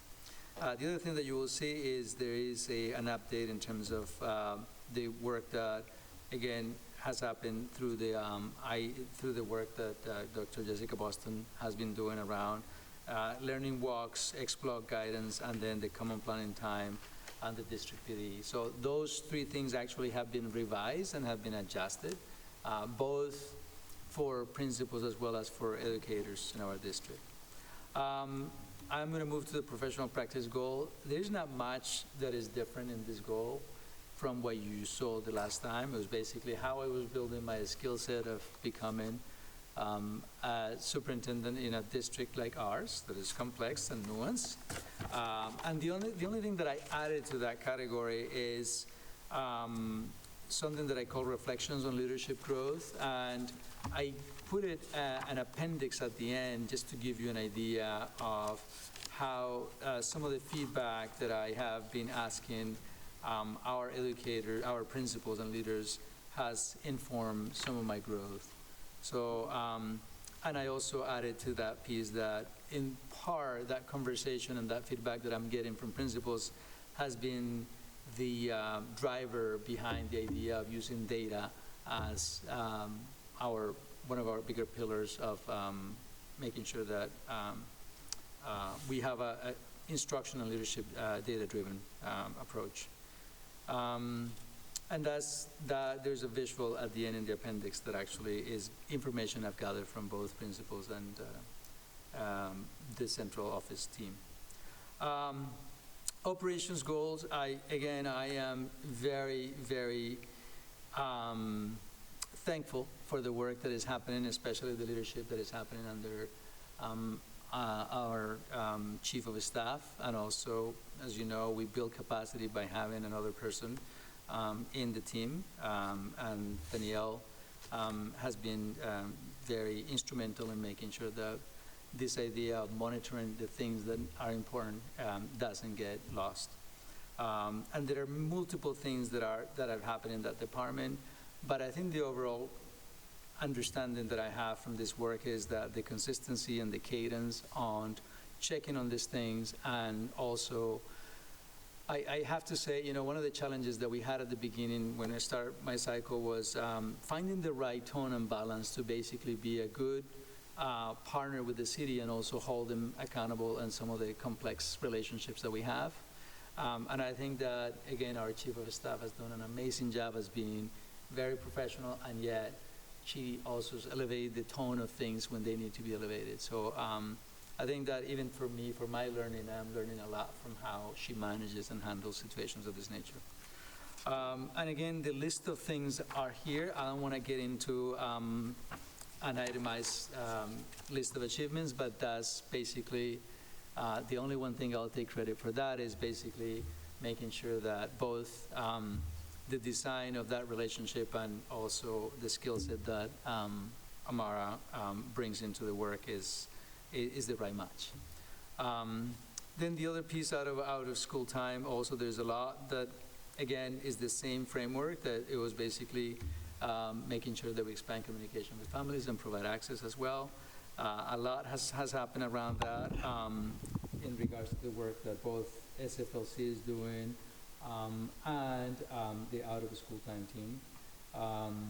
I think that one thing that I wanted to highlight that has taken us quite some time, that at some point also was part of the work that our fellow Dr. Barrera was working on, was this idea of family ID. There was a lot of, which is called actually arbiter sports. It might be a simple thing, but what this will allow us to do is basically create some consistency for all families who come into the district to register students either for clubs or after school. And as simple as that might be, that has taken us quite some time to get there. We are currently not piloting, but we are actually scaling the work we did it all with the summer program. And the idea is to do it with all the clubs and also to do that throughout OST. The great thing about this is that it allows us to kind of keep all the information from K all the way through high school. It's the same system, creates consistency, and also creates a standard that allows us to keep the same understanding of health needs for students. So when a student has any allergies, we can actually track down from their experiences in our school from K all the way to high school. There are other things that are very explicit to you in terms of the ask about increasing capacity of the different out-of-school time of the community schools options that we provide, and so we did that. Again, this is a collaboration that happened with the city, SFLC, and out-of-school time. There is a document at the end, appendix, about the number of slots that we created in the district to support the waiting list. And I know this has been a priority that has been in your mind as members of the committee, but also is a question around access. For us, the arc of the growth for OST still is not there yet. One of the things that we're actually looking at is how do we make sure that the connection between the day-to-day learning of the students, especially those who struggle, how do they end up in out-of-school time in a way that not out-of-school time, but in the community schools in a way that is seamless and systematic.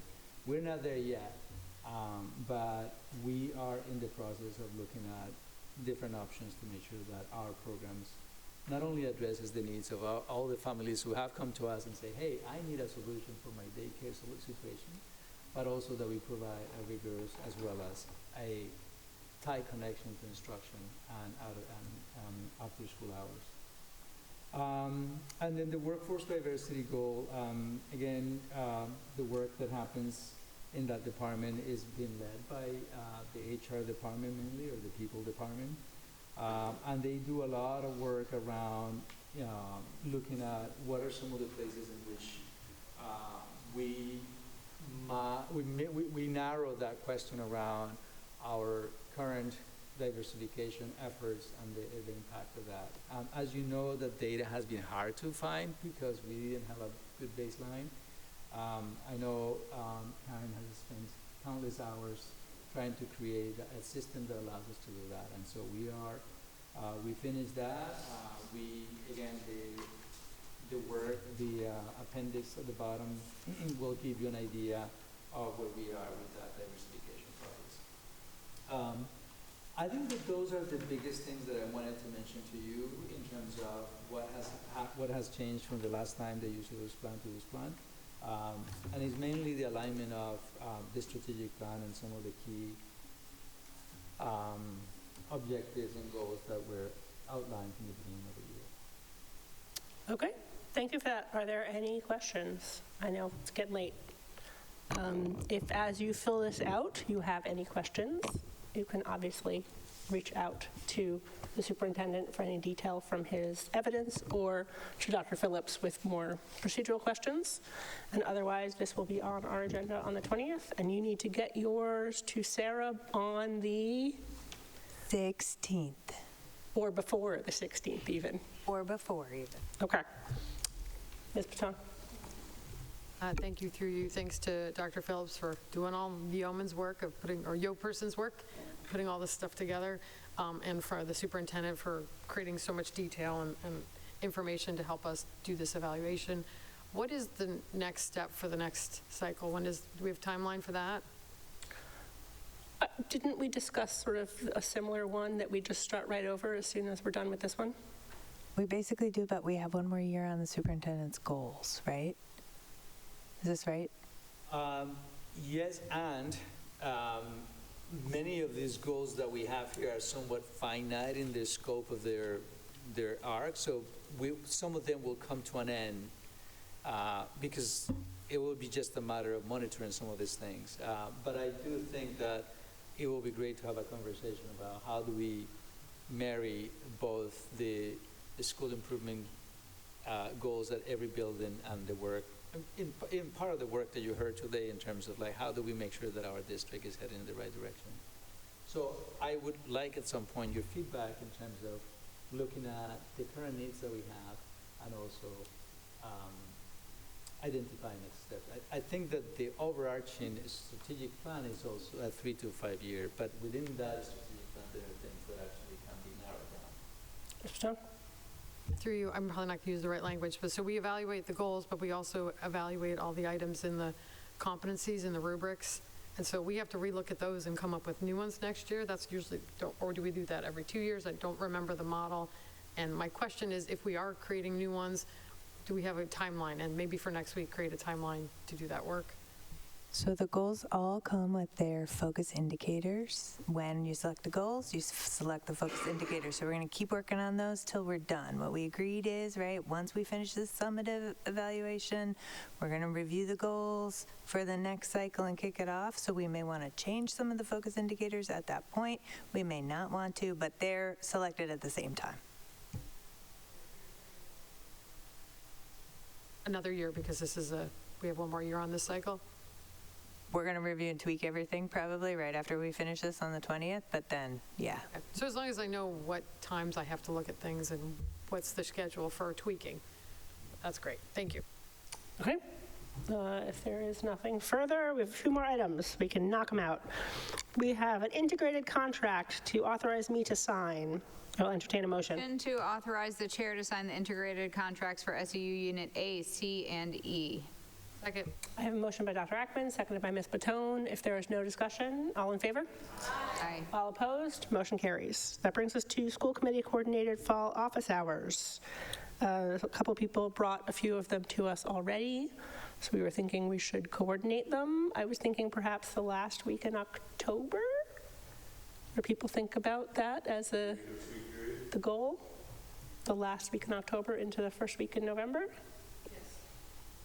Does that sound good? And Second that.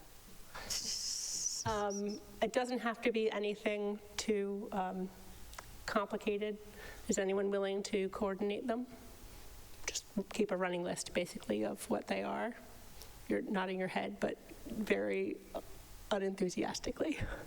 I would love to. Thanks, Eleanor. Eleanor. You lie so well. Okay, that brings us to, oh, yes. In order to get them posted to the district website, do I share them with Ms. Garcia, Mr. Nash? Ms. Garcia. Okay. Ms. Patel? And through you, and I think we usually put them in whatever newsletter we put out, and that would be great. Okay, that brings us to a field trip. I will entertain a motion. I move to approve a field trip for April 9th, 2026 to April 11th, 2026 for 150 students from Somerville High School Music and Theater Departments to travel to Chicago, Illinois to perform in, observe, and experience the arts in Chicago.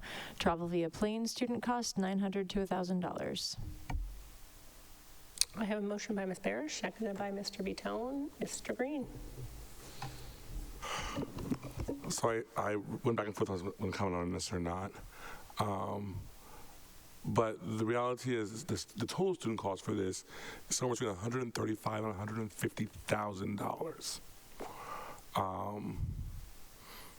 Which means there's no way to do this trip without serious fundraising if we want to keep our pledge that any student who wants to go on a field trip can go without ability to pay. I think the field trip sounds amazing, but I really want to know more about how we expect to pull this off. And I want to ask the question, honestly, of raising $150,000 to send kids to Chicago at a time when, 100 kids at the Healy have lost their daily heating. Like, a lot of students are losing basic needs. Is that the most important fundraising goal we have? Or is there some way we can give a similar, equivalent experience for less money? And I'm asking these questions, not saying I think we shouldn't do it, but I think we're talking about these kinds of figures. We have a moral and ethical obligation to ask the questions and make sure that we are using the district's resources. And by district resources, I mean including our fundraising capacity, which is also finite, to its best purposes. And again, I would love to see this happen. It sounds amazing. I want to know more. Phillips? Through you, Chair, I want to raise a different issue about this field trip. I'm certainly happy to approve it. When I moved here from Chicago, my friends are deeply involved in politics in the city, and when I talk to them about what the federal government is doing in Chicago right now, I am terrified, and I don't want our children anywhere near that. And as a board member, I would be terrified that one of our children would be hurt were we to send them to Chicago right now. So I'm not saying that we shouldn't go. I'm happy to approve this field trip, but I'm wondering what kind of review process the district wants to put in place to make sure that when we say all systems are go on this trip, we're pretty confident we can keep our kids safe. And that is no shade to the city of Chicago that is doing its best to remain calm and law-abiding at this moment. I had Dr. Ackman and then Mr. Green. Thank you. Through the chair, I would say to maybe expand, and Dr. Phillips will tell me if this is not within the spirit, but given what happened with the most recent field trip approval, and I am an N of one, but I've seen at schools and heard from families, especially families of religious minorities, of field trips being scheduled, and then the family has to be the one to say, hey, this is on the school calendar. This is a really important holiday for my faith tradition, and which, again, I appreciate that the district can, or the school can acknowledge that that is it, but that is when it landed. But not happening proactively, it still has to go, families have to go and speak up. I would love keeping that in mind, sort of like a comprehensive, whether it's a memo, whatever, however it is delivered, like to understand really what our systems are, especially as I think we're talking about sort of how to consider field trips in each of the schools, like, yeah, I am at a moment where I don't believe our systems are tight there, and I would love more confidence in that. Mr. Green and then Ms. Barish. I also just want to build on Dr. Phillips' point, because the other question I would have is, like, I'm not sure I would send my kid to Chicago right now. And I just came back from there, so I also love Chicago, and I think people are doing their best, but I'm not sure I would send my Brown kid to Chicago right now without, like, a real detailed safety plan. So I'd want to know that if we have that. And Ms. Barish and then Mr. Breton. I'm curious about what the urgency is on this. I'm not saying that people are saying it's urgent. I'm wondering if it is urgent that we approve this, or if perhaps we could get some response to some of the concerns that folks are raising and perhaps vote on it at the next meeting. Or is there a sense from the organizers of this field trip that they need approval now in order to start the enormous amount of fundraising, for example, that they would need to do? Thank you, the chair. My guess is that the sooner the better. I think the educators that are organizing are planning on going and kind of going through this formal process, but they certainly would like to go with their students. Many of the questions I need to talk to the team to get answers to. So I mean, I can absolutely connect with the educators. I can connect with Beverly Mosby, and there actually have been a number of other emails that are related to some of the concerns brought up here. So I can put all of that together in a memo based on this and bring it at the next point. But my guess is that they would like to see it approved sooner so that they can continue to plan. Mr. Breton, you're good. Ms. Breton? Thank you, through you, not to extend this meeting too much longer, but in the past when we've had large trips like this, like when the high school sponsored a trip to Cuba, like there was a presentation. I'm not saying they have to come here, but people shared how they were going to fundraise. And they shared not only how they were going to do it, but that was their commitment and responsibility as educators, that they've chosen to do this, and that, our support of those trips was always predicated by that, and the understanding that students are not opting out because they can't pay. So I just wanted to flag that it's not unusual in our process that when we have an expensive trip and there's no clarity around how the money is going to be fundraised, that we get that input. And acknowledging that this is a ton of work. So I don't want to minimize the work that someone would have to do to fundraise, and I would be grateful if that was happening. So I'm just going to put that out there, because that's the kind of thing I would like to see to say, in addition to all the thoughtful comments from the whole group. Okay, so with that, are we comfortable voting tonight, or would we like to wait until our next meeting? Motion to table till next week, our next meeting. Second. Okay, we have a motion to table. All in favor? Aye. All opposed? Okay. Well, we have to, I think that, how many, so we have the motion to table. Okay. All right, so we will have this on our agenda for our next meeting. Okay. We have some donations. The superintendent recommends acceptance with gratitude of beauty supplies from the Salon 10 at Newbury in Boston, something at a value of $840 to the CTE Cosmetology Shop. So moved. Is there a second? Well, that was the first. All right, we have a motion by Dr. Ackerman, seconded by Ms. Barish. All in favor? Aye. All opposed? Motion carries. That brings us to items from committee members. Does anyone have anything? Ms. Patone? I have a question. Did we skip the FY27 state budget sign-on letter, or was I in the bathroom? Okay, I'm out. Thank you. Thank you for checking. It was a quick conversation. All right, any other items from committee members? If not, we are adjourned. Have a good night, everyone.